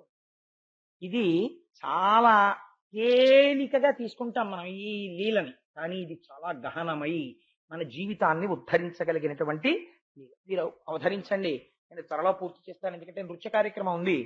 చక్కటి కృష్ణలీలలు, పైగా ఇవాళ మనస్సుని బాగా పట్టుకోవాలని కృష్ణలీలలు ప్రదర్శన చేస్తారు. ఇప్పుడు మధురానగరిలో చలలమ్మ బోధు అంటూ వస్తారు కశ్యపట్లో. ఆ పిల్లలు ఎంత బాగా చేస్తారో చూద్దరు గాని. కాబట్టి నువ్వు తొందరగా మూసేయనకండి, నేను పూర్తి చేసేస్తాను. వృకాసురుడు అని శకుని అనబడేటటువంటి, భారతంలో శకుని కాడు, శకుని అనబడేటటువంటి రాక్షసుని యొక్క కుమారుడు, ఆయన పేరు వృకాసురుడు. ఆయన ఒకానొకప్పుడు, ఆ కోరికలు కూడా అంత చిత్రంగా ఉంటాయండి. మీరు చూడండి, మనకి ఒక్కొక్కడు చెప్తాడు, ఏమండి ఈ మధ్య మీరు శివాలయానికి రావట్లేదేమండి అన్నాం అనుకోండి, అబ్బాయి శివాలయం కన్నానండి, ఇప్పుడు కొత్తగా ఇంకో దేవుడు వచ్చాడు, ఆయన దగ్గరికి మీరు వెళ్ళి 108 ప్రదక్షిణాలు చేశారనుకోండి, అలా అయిపోతాయంతే. ఈ బలహీనత మనిషికి ఉండబట్టే, మనిషికి ఉన్న ఈ బలహీనతని అడ్డుపెట్టి వాళ్ళ సంస్కృతిని నాశనం చేసేయగలిగిన స్థితికి కూడా వెళ్ళిపోగలుగుతున్నారు. కారణం ఏంటి అంటే, ఈశ్వరుడు అంటే అంత చౌకబారు వస్తువని చెబితే నమ్మేయగలిగినంత బలహీనత నీకుంది. కాబట్టి ఈశ్వరుడు అన్నవాడు ఏ రూపంలో ఉన్నా ఈశ్వరుడుగానే ఉంటాడని నువ్వు అనగలిగితే వాడు నిన్ను మోసం చేయలేడు. నువ్వు మోసపోగలిగిన స్థితిలో ఉన్నావు కాబట్టి వాడు మోసపుచ్చుకున్నాడు నిన్ను. చూడండి, వాడు అన్నాడు, ఒక రోజున వెళ్ళిపోతున్నాడు, నారదుడు అట్నుంచి వస్తున్నాడు. గొప్పగా అడుగుతారో చూడండి ప్రశ్నలు, వీళ్ళు అక్కడ ఉన్నారనకండి, ఇక్కడ ఉంటారు. నారదుణ్ణి పిలిచి అన్నాడు, కడగి కొలువ శీఘ్ర కాలంబులో నన్న ఇష్టమైన వరములిచ్చునట్టి దైవమెవ్వడి నిన దానవు కొనుగొని మునివరుండు పలికె ముదముతోడ. అయ్యా నారదుడి గారు ఇలా రండి ఒక్కసారి నమస్కారం అన్నాడు. కాళ్ళకి దండం పెట్టాడు. ఏమిట్రా అన్నాడు వృకాసురుణ్ణి చూసి. బ్రహ్మ విష్ణు మహేశ్వరుడు అని ముగ్గురు ఉన్నారని చెప్తారు కదా పరమాత్మ రూపాలు. తపస్సు చేస్తే తొందరగా ఎక్కువ టైం తీసుకుని మళ్ళీని ఏదో అన్నాళ్ళు పోవాలి ఇన్నాళ్ళు పోవాలి అనకుండా కొంచెం తొందరగా ప్రత్యక్షం అయిపోయి మనం వరం అడిగితే అబ్బాయి అలా కుదరదండి అలా ఇవ్వలేమండి అనకుండా ఇచ్చేసేవాడు ఎవడండి ముగ్గురులో అని. ప్రశ్న ఎంత గమ్మత్తుగా ఉంటుందో చూడండి. అలా ఈ స్వభావం లేకపోతే ఇవాళ సమాజంలో చాలా సమస్యల గురించి మనం వేదికల మీద ప్రస్తావన చేయవలసిన అవసరము లేదు. కాబట్టి అప్పుడు ఉన్నాడా వృకాసురుడు, ఇప్పుడు ఉన్నాడా? ఎప్పుడూ ఉన్నాడు. కాబట్టి ఈ ప్రశ్న అడిగితే నారదుడు అన్నాడు, ఓహో వీడికి బుద్ధి వీడిని అడ్డు పెట్టి లోకానికంతటికీ ఒక పాఠం చెప్పాలి. ఇది భాగవతం అంటే. ఈ స్థితి ఉన్న వాళ్ళందరి గురించి ఆ రోజు చెప్పాడు వ్యాస భగవానుడు. అందుకని ఆయన మహాత్ముడయ్యాడు. నారదుడు అన్నాడు, ఒరే బ్రహ్మగారు సృష్టి చేస్తారా, చాలా తపస్యాలు పుట్టలు గిట్టలు పెట్టాలి, అంత గబుక్కుని రాడు. శ్రీమన్నారాయణుడా అసలు సత్వగుణంలోకి వచ్చేయాలి బాగాను, మోక్షం అలాంటి వాటిని అడిగే వాళ్ళ కోసం వస్తాడులే, నీకు కష్టం అవన్నీ నీకు ఎక్కడ చేస్తావు, కానీ నీ జాతి వాళ్ళందరూ తొందరగా పడగొట్టగలిగిన వాడు ఒక ఆయన ఉన్నాడు, ఆయన భోళా ఇట్టే పలికేస్తాడు రా. నాకు తెలిసి బాణాసురుడోడు రావణాసురుడోడు ఇలాంటి వాళ్ళందరూ కూడా, అంటే మీరు ఇక్కడ ఒక విషయం అర్థం చేసుకోవాలి, అంటే శివుణ్ణి పూజ చేసేవాళ్ళు రాక్షసులాంటి అనకండి, తేలికగా లొంగిపోయే ఈశ్వర స్వరూపం. నారదుడు ఈ మాట ఎందుకు చెప్తున్నాడో తెలుసా అండి? మనందరికీ ఒక పాఠం చెప్పడానికి. తేలికగా ఈశ్వరుడు లొంగుతాడన్నది భావన చివరికి ఎంత భ్రష్టత్వానికి ఎడుతుందో ఆలోచించుకో. ఈశ్వరుడు ఎంత భేదభావన ఏమిటి అసలు? ఈయనైతే చాలా తేలికండి, ఈయనకైతే ఇలా చేస్తే లొంగిపోతాడండి, ఆయనకైతే అలా ఉండదండి, ఆయనకి ఏం చేసినా లొంగడండి. అలా అయితే ఈయన ఈశ్వరుడు కాడు, నువ్వు చెప్పే ఆయన. ఈయనకైతే ఇలా ఉంటుందా, ఆయనకైతే అలా ఉంటుందా? ఇంతమంది ఈశ్వరులు ఉంటే ఖచ్చితంగా యుద్ధం ఎవరికి జరగాలి? ముందు వాళ్ళకి జరగాలి యుద్ధాలు. వాళ్ళు ఎప్పుడు కొట్టుకోలేదు. అంటే ఎంత అజ్ఞానంతో మాట్లాడుతున్నాడో చూడండి. ఈ అజ్ఞానాన్ని విరిచి లోకానికి ప్రయోజనం చెప్పాలనుకున్నాడు. అందుకని శివుడు గురించి తపస్సు చేయాలి. అంటే ఎక్కడ చేయనండి అన్నాడు. కేదారం వెళ్ళండి. అందుకని వీడు కేదారం వెళ్ళి తపస్సు మొదలెట్టాడు. కేదార తీర్థంలో స్నానం చేశాడు. వీడు ఎన్నాళ్ళు చేశాడు అనుకుంటున్నారు తపస్సు? 6 రోజులు. 7వ రోజు వచ్చేటప్పటికి వీడికి టెన్షన్ మొదలైపోయింది. 6 రోజులు అయిపోయింది తపస్సు, ఇంకా రాలేదు శంకరుడు. అంటే ఎలా ఉంటుందో తెలుసా? అవతలవాడి మాట ఏదో నమ్మడం చాలా తేలిక, కానీ ఏమిటో ఇటువైపు పలకలేదు. ఇప్పుడు ఇది వదిలేస్తే ఉభయభ్రష్టత్వం ఉపసన్యాసం, కాబట్టి ఇది వదలడానికి లేదు, అది పట్టుకోవడానికి లేదు మళ్ళీ. కాబట్టి ఏమైపోయాడు? రెండింటి మధ్యలో నలిగిపోతాడు. కాబట్టి ఇప్పుడు ఏమైపోయింది? 6 రోజులు అయిపోయింది ఇంకా రాలేదేంటి, 6 రోజులు అయిపోయింది ఇంకా రాలేదేంటి, ఇంటికి వెడితేనేమో మరి ఏదైనా శంకరుడిని సాధించుకొస్తానో ఏమీ రాలేదా అంటారేమోనని వాడికి అక్కస వచ్చింది. ఈ అక్కస ఎక్కడి వరకు వెళ్ళిపోయిందంటే రాక్షస ప్రవృత్తి బయలుదేరి తన శరీరాన్ని తానే ముక్కల కింద కొట్టేసుకుని అగ్నిహోత్రంలో వేయించేశాడు. చూస్తున్నాడు శంకరుడు, ఇవన్నీ ఏమిట్రా, వీడి మాంసం వీడు కోసుకుని అగ్నిహోత్రంలో వేస్తున్నాడు ఏమిట్రా అని చూస్తున్నాడు. వీడు స్నానానికి వెళ్ళి తలకాయ తడిపేసి వచ్చేసి ఆ తడి జుట్టు ఎత్తి పట్టుకుని, ఇంకా నువ్వు రావట్లేదు అనవసరం, నా తలకాయ కొట్టేసి అగ్నిహోత్రంలో పారేస్తానని కత్తి తీసి కొట్టేస్తున్నాడు. శంకరుడు చూసి, అయ్యి బాబాయ్ రేపు పొద్దున్న అపనింద నాకు వస్తుంది, వీడికి ఏమి ఇవ్వకపోతే. అంటే ఈశ్వరుణ్ణి కూడా ఎంత ఒత్తిడి చేసేస్తారో చూడండి కొంతమంది. ఇలాంటి వాళ్ళని అడ్డుపెట్టి లోకానికి ఓ పాఠం చెప్పాలి మనం అని పరిగెత్తుకొచ్చి చేయి పట్టుకున్నాడు. ఎవరెవరెవరే తలకాయ దింపేసుకుంటా ఏమిట్రా నేను రాలేదని. ఇంతకీ ఎందుకు శరీరంని కూడా నువ్వు లెక్క పెట్టట్లేదు, నేనే కావాలంటున్నావు, నాకు శంకరుడు కావాలి. శంకరుడు కావాలని ఇంత తపస్సా, తల తెగ్గోసేసుకుంటున్నావా? నీకు అసలు శరీరం మీద భ్రాంతి లేదురా, కాబట్టి నువ్వు ఎంత గొప్ప కోరిక కోరుతావు, నీకేం కావాలన్నాడు.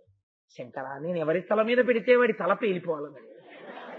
ఇప్పుడు శివుడు తెల్లబోయాడు, ఏమిట్రా వీడి తలకాయ కొట్టేసుకునేవాడు ఎవడి తల మీద చెయ్యడితే వాడి తల పేలిపోవాలంటాడేమిటది. వీడి ధోరణ ఏంటి, వీడికి ఇస్తే ఏమవుతుంది ఇవ్వకపోతే ఏమవుతుందో ఆలోచించాడు ఆయన. ఆయన సర్వజ్ఞుడు, ఆయనకి తెలియదండి, ఆయనకి తెలుసు. ఆయన ఏం చేశాడంటే సరే తథాస్తు నీకు ఇచ్చాను. ఇప్పుడు వాడి తొందర ఏమిటంటే ఎవడో ఒకరి మీద పెట్టాలా చెయ్యి, వాడి తల పేలిపోతే వీడికి this has been tested and proved correct అని. మనకి ట్యూబ్ లైట్ల మీద ఏదైనా ఓ బల్బు కొనుక్కున్నాం అనుకోండి, మనం వెంటనే అలా ఏం ప్యాకెట్ లో తెచ్చేసుకోండి, ఒకసారి టెస్ట్ చేయండి అంటాం. వాడు ఏం చేస్తాడంటే అట్ట పెట్టి తప్పించి హోల్డర్ లో పెట్టి స్విచ్ చేస్తాడు. ఏమండి అంటాడు, అది తీసుకెళ్ళండి అంటాడు, ఓసారి వెలగాలి. ఇక్కడే ఉన్నాడు కదండి వృకాసురుడు. టెస్టింగ్ అన్ని అనుమానమే, అన్ని విషయాల్లో అనుమానమే. మీరు కథ చెప్పారనుకోండి, వాడు ఇంత చెప్పిన దాంట్లో ఇంత మంచి దొరకదు, ఇన్ని అనుమానాలు 2 గంటలు మాట్లాడాడు కదా, పోనివాడు ఆ సాధ్యం కోలా పోనివాడికి అంటాన్ని పెట్టిందేమో అని వాడు ఊరుకుంటాడని మీరు అనుకుంటున్నారా? మీరు దిగడమే తర్వాయి. వాడికి ఎన్ని అనుమానాలో కడుపు నిండా వచ్చేసి ఏమండి ఏమండి అని వచ్చేస్తారు గబగబా. ఏంటంటే నువ్వు సిద్ధాన్నంలో వాడికి చెప్పేయాలి ఇప్పుడు ఇవన్నీ. వాడు చదవడు ఇంటికి వెళ్ళి భాగవతం. పోనీ వాడికి అనుమానం వస్తే వాడు భాగవతం చదువుకుంటున్నాడని మీరు అనుకున్నారా? వాడికి మీరు అప్పు ఉన్నట్టు మీరు చెప్పాలి వాడికి. అందుకని వెంటనే వచ్చేస్తాడు. వచ్చేస్తే మీరు వాడికి చెప్తుండాలి. ఒక్కొక్కడి అర్థం ఉండదు అసలు ఆ జీవితాలకి. వాళ్ళు ఎలా బాగుపడతారో, ఎప్పటికి బాగుపడతారో, ఎప్పటికి సంస్కరించుకుంటారో కూడా అర్థం కాదు కొన్ని కొన్ని సభల్లో. కనుక ఏమైంది అంటే నీ తలకాయ మీద ఒకసారి చెయ్యెడతాను అలా నించో అన్నాడు. అంటే ఇప్పుడు శంకరుడు అన్నాడు ఇది వీడి తలకాయ మీద చేయి పెడితే ఆయనకు శక్తి ఉంది. ఈయనిచ్చిన వరానికి ఈయన తలకాయ మీదే చెయ్యడితే వాడు చేయి పేలిపోయి ఈయన చేయగలడు. కానీ ఒకసారి రమణ మహర్షి దగ్గరికి ఒక ఆయన వచ్చాడు. వచ్చి నేను మీ తల మీద చెయ్యడతాను, మీ తల మీద చెయ్యడతాను, నా శక్తి మీలో పెడతానన్నాడు. వద్దన్నాడు. వద్దు, అలా కాదు నేను పెడతానన్నాడు. నేను చెప్తున్నాను నువ్వు అలా పెట్టలేవు, నీ తపశ్శక్తి ఎక్కువ నువ్వు అనుకుంటున్నావు కదా, మంచిదే చక్కగా ఉంచుకో, పెట్టకు నా తల మీద చెయ్యను. అబ్బాయి నేను పెట్టేస్తానన్నాడు. నేను వద్దని చెప్తున్నాను అన్నాడు. కుదరదు పెట్టేస్తానన్నాడు. నీ కర్మ పెట్టేయైతే పెట్టాడు. చెయ్య ట్రాన్స్ఫార్మర్ తగిలివాడు పడినట్టు మైలు దూరం వెళ్ళి పడిపోయి ఈయన శక్తి అంటే ఆయన గోచి పెట్టి కూర్చున్నారు కాబట్టి ఆయన ఎందుకు పనికిరాని వాడు. ఇంతమంది ముందు ఆయన తల మీద చెయ్యి పెట్టి నేను ఆయనలో శక్తులు ప్రవేశపెట్టానంటే ఈయన కాళ్ళకి దండం పెట్టే వాళ్ళందరూ ఈయన కాళ్ళకి దండం పెడతారు. ఒక్కొక్కరు వెర్రి అలా ఉంటుంది. మైలు దూరం వెళ్ళి పడిపోయి ఫ్రాక్చర్లకి కట్లేయించుకోవడానికి హాస్పిటల్కి పోయాడు. ప్రపంచం ఎంత చిత్రంగా ఉంటుంది అనుకుంటున్నారు మీరు? లోకం తీరలా ఉంటుందండి. ఇన్నిటినీ గెలవలసిందే శంకరుడు అంతటి వాడు కూడా. కాబట్టి రే నాకే తప్పలేదురా, అందరికీ ఉంటాయి ఈ కష్టాలని శంకరుడు చూపించాడు. కాబట్టి ఇప్పుడు ఏమిటి, వాడి చెయ్యి పేలిపోతే లోకం ఏమంటుంది? ఎవడి తల మీద చెయ్యి పెడితే ఏమండి పాపం వాడి తప్పేంటండి, చెయ్యి పెడతానన్నాడు. అప్పుడు ఎవరు లేరు కాబట్టి శివుడి తల మీద పెడతానన్నాడు. ఆయనకేం శక్తి లేదేంటండి, తప్పని పేరు మళ్ళీ ఇలా కలుపుకోగలడు ఆయన, దానికే చెప్పేయాలి ఏంటండి, వృకాసురుణ్ణి అంటారు. పెట్టనిస్తే శంకరుడంతటి వాడికి ఇంత అమంగళం జరగడం ఏమిటి? అది చాలా ప్రమాదం, చాలా దోషం కదా. కాబట్టి తన వరానికి తానే పాడవడం ఏమిటి? ఇది రేపొద్దున లోకానికి నానుడై కూర్చుంటే. కాబట్టి ఇప్పుడు ఆయన ఏం చేశాడు, తల ఇవ్వలేక ఇప్పుడు ఆయన వెనక్కి తిరిగి పరిగెత్తడం మొదలెట్టాడు. ఇందులో ఒక రహస్యం ఉందండి. భాగవతంలో కొంతవరకు ప్రస్తావన చేశారు. అసలు పరమేశ్వరుడు అలా వెళ్లడం వెనకాతల ఒక రహస్యం ఉంది. సుబ్రహ్మణ్యేశ్వరోత్పత్తి జరగడానికి కావలసిన బీజము అప్పుడు పడింది అక్కడ. కానీ అది ఇప్పుడు నేను ప్రస్తావన చేయడం కష్టం, చాలా పెద్ద ఆఖ్యానము, దాన్ని నేను స్పృశించను. పరిగెత్తి ఆయన ఎక్కడికి వెళ్ళాడు? వైకుంఠానికి వెళ్ళాడు. వీడెక్కడికి వెళ్ళాడు? వెంటే పడుతున్నాడు. ఆగు, తల మీద చెయ్యడత ఆగు. వాడి ఎందుకు ఇంకోటి తల మీద ఓ మేకో కుక్కో కనపడదు ఏమిటి లోపల? వాడికి అనుమానం ఏమిటంటే ఇచ్చిన వాడు పారిపోతున్నాడంటే ఇచ్చింది తప్పేమో అని వాడికి అనుమానం. అందుకని ఆయన తల మీదే పెడతాడు. వాడు పేరలేదనుకోండి, మరి ఇచ్చావు కదా పేరలే అని అడుగుతాడు. అందుకని అక్కడికే పరిగెడతాడు వాడు. చిచ్చుబుడ్డి కొనుక్కున్నవాడు ఇంటికి వెళ్ళి చిచ్చుబుడ్డి వెలిగించుకుంటే పర్వాలేదు, దీపావళి సామాను కొట్లోనే పెడతాను వాడి కొట్టుకు వెళ్ళిపోతుంది. అలా ఉంటుంది పరిస్థితి. కాబట్టి ఆయన వెంటే పరిగెత్తాడు. పరిగెడితే ఆయన ఏం చేశాడంటే ఆయనకి కేశవుడికి భేదం ఉండదు. శంకరుడుగా ఇప్పుడు అజ్ఞానాన్ని అణిచేశాడు అనుకోండి, బాగుండదు, మర్యాదగా ఉండదు. శంకరుడు నారాయణుడిగా అణిచేయాలి. కాబట్టి వైకుంఠం దాకా వెళ్ళగానే అందులోంచి శ్రీమన్నారాయణుడు బ్రహ్మచారిగా బయటకు వచ్చాడు. ఒక వటువు రూపంలో బంగారు మొలతాడు, ఓ పచ్చటి గోచి, ఓ 3 పోగులు యజ్ఞోపవీతం వేసుకుని చక్కగా ఓ కమండలం చేత్తో పట్టుకుని ఆయనేమో బ్రహ్మచారిలా బయటకు వస్తున్నాడు. వస్తుంటే అయ్యయ్యో అదేమిటయ్యా అలా పరిగెడుతున్నావు, ఒళ్ళంతా చెమట పట్టేసింది. వృకాసురా, శరీరం అన్నది దేనికి వాడుకోవాలో తెలుసా? సుఖ పెట్టుకోవడానికి వాడుకోవాలి, అంతేగాని అలా కష్టపడతాయేంటి, ఎందుకు అలా పరిగెడుతున్నావు, ఆగు అంటే వాడు రొప్పుతూ అన్నాడు. శంకరుడు వరం ఇచ్చాడు, తల మీద చెయ్యెడతానంటే పారిపోతున్నాడు అన్నాడు. అంటే ఆయన అన్నాడు, ఎంత పిచ్చివాడివిరా నువ్వు, శంకరుడు దక్ష ప్రజాపతి యజ్ఞం నుంచి మనిషిలో మార్పు వచ్చేసింది, అవతల వాడిని బాగా నమ్మించాలనుకోండి, ఈయన ఎప్పటి నుంచి మారిపోయాడో వాడు సంఘటన మొదలెడతాడు, నిజంగా ఉందనుకుంటాడు అవతల ఆయన. అందుకని దక్ష ప్రజాపతి యజ్ఞం నుంచి మారిపోయి పిశాచాల్ని భూతగణాలని వెంట పట్టుకు తిరగడం, అబద్ధాలాడడం మొదలెట్టాడైనా ఆయన మాట సత్యం కాదు. పైగా మహేశ్వరుడి దగ్గర ఒక గుణం ఉంది, ఆయన పవిత్రుడిగా ఉంటాడు కదా, నువ్వు స్నానం చేయకుండా ముట్టుకుంటే ఆయన తల ఇవ్వడు, ఆయన లొంగిపోయే మనిషే, కానీ నువ్వు స్నానం చేసి ముట్టుకుంటే లొంగిపోతాడు. స్నానం చేయడానికి ఇప్పుడు నీళ్ళు ఎక్కడ ఉన్నాయండి అంటావేమో, అంత గొడవ అక్కర్లేదు, అదిగో అక్కడెక్కడ కాసి నీళ్లు కనబడుతున్నాయి కదా. అందుకని కాళ్ళు కడిగేసుకుని చేతులు కడిగేసుకుని నోట్లో నీళ్లు పోసుకుని పుక్కిలించి ఉమ్మేసి ఆచమనం చేసి 3 మాటలు ఆచమనం చేసేసి మహేశ్వరుడు తల మీద చెయ్యట్టాడు. ఆచమనం అంటే ఇవ్వాలంటే మనం ఆచమనం చేసేటటువంటి ఆచమనం 3 మాటలు అని తాగేస్తాం, అది కాదు. అప్పుడప్పుడు సుబ్రహ్మణ్య శర్మ గారిని వేదిక మీద సంధ్యావందనం చేస్తూ చేశారే, అది ఆచమనం అంటే. ఆచమనం చేసేటప్పుడు చేసుకుని పెదవులు తుడుచుకుని కళ్ళు తుడుచుకుని ఆ అదేంటి శిరస్సున పవిత్రోవాన్ చల్లుకుని అవన్నీ చేసుకుంటారు. అది చేసుకోవడంలో వాడేం చేశాడంటే ఆ ఆచమనం చేస్తూ తలభాగము అంటే శిరస్సు ఇక్కడి నుంచి వచ్చేస్తుంది, వాడు ఇలా ఇలా అంటే టక్కని దగ్గర పెట్టాడు, ఠప్ అని పెట్టాడు, గొడవ వదిలిపోయింది అనుకున్నాడు శ్రీమన్నారాయణ. కాబట్టి ఇది చెప్పి ఆయన అన్నాడు, చూశావా కొంతమంది ఎలా ఉంటారో, వాడికి కోరిక తీరిస్తే వెంటనే వాడు మర్చిపోయింది ఎవరిని, అవతల వాడు ఈశ్వరుడని మర్చిపోయాడు. టెస్టింగ్ ల్యాబొరేటరీ కింద కనపడ్డాడు ఆయన. కనపడ ఆయన వెంట పరిగెత్తాడు. ఏమైపోయాడు? నాశనం అయిపోయాడు. మనుష్యులు అంతేరా, ఈశ్వరుడు కావాలంటారు, కోరికలు కోరుతారు. కోరిక తీరిందనుకో, ఈశ్వరా నా కోరిక తీరిందని ఈశ్వరుడికి కృతజ్ఞత చెప్పరు, వెంటనే మర్చిపోయారు ఎవరంటే భగవంతుడినే.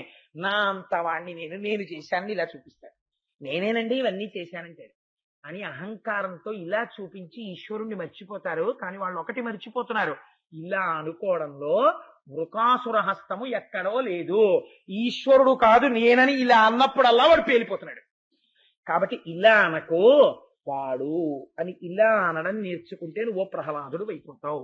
ఇక్కడే వృకాసురుడిగా ఉంటావా ప్రహ్లాదుడిగా ఉంటావా అన్నది తేడా వచ్చేస్తుంది సుమా అని ఉద్ధవుడికి కృష్ణ భగవానుడు ఈ కథని భాగవతంలో చెప్పాడు. చెప్పి మనందరినీ ఉద్ధరించడానికి ఇంత వెర్రులు పెట్టుకోకండి, ఏదైనా ఒక ఈశ్వర స్వరూపమే అని నమ్మడం నేర్చుకుంటే మీరు వృద్ధిలోకి వస్తారని ఒక అద్భుతమైన ఆఖ్యానాన్ని ఈశ్వరుడు ఆవిష్కరించి ఉన్నాడు.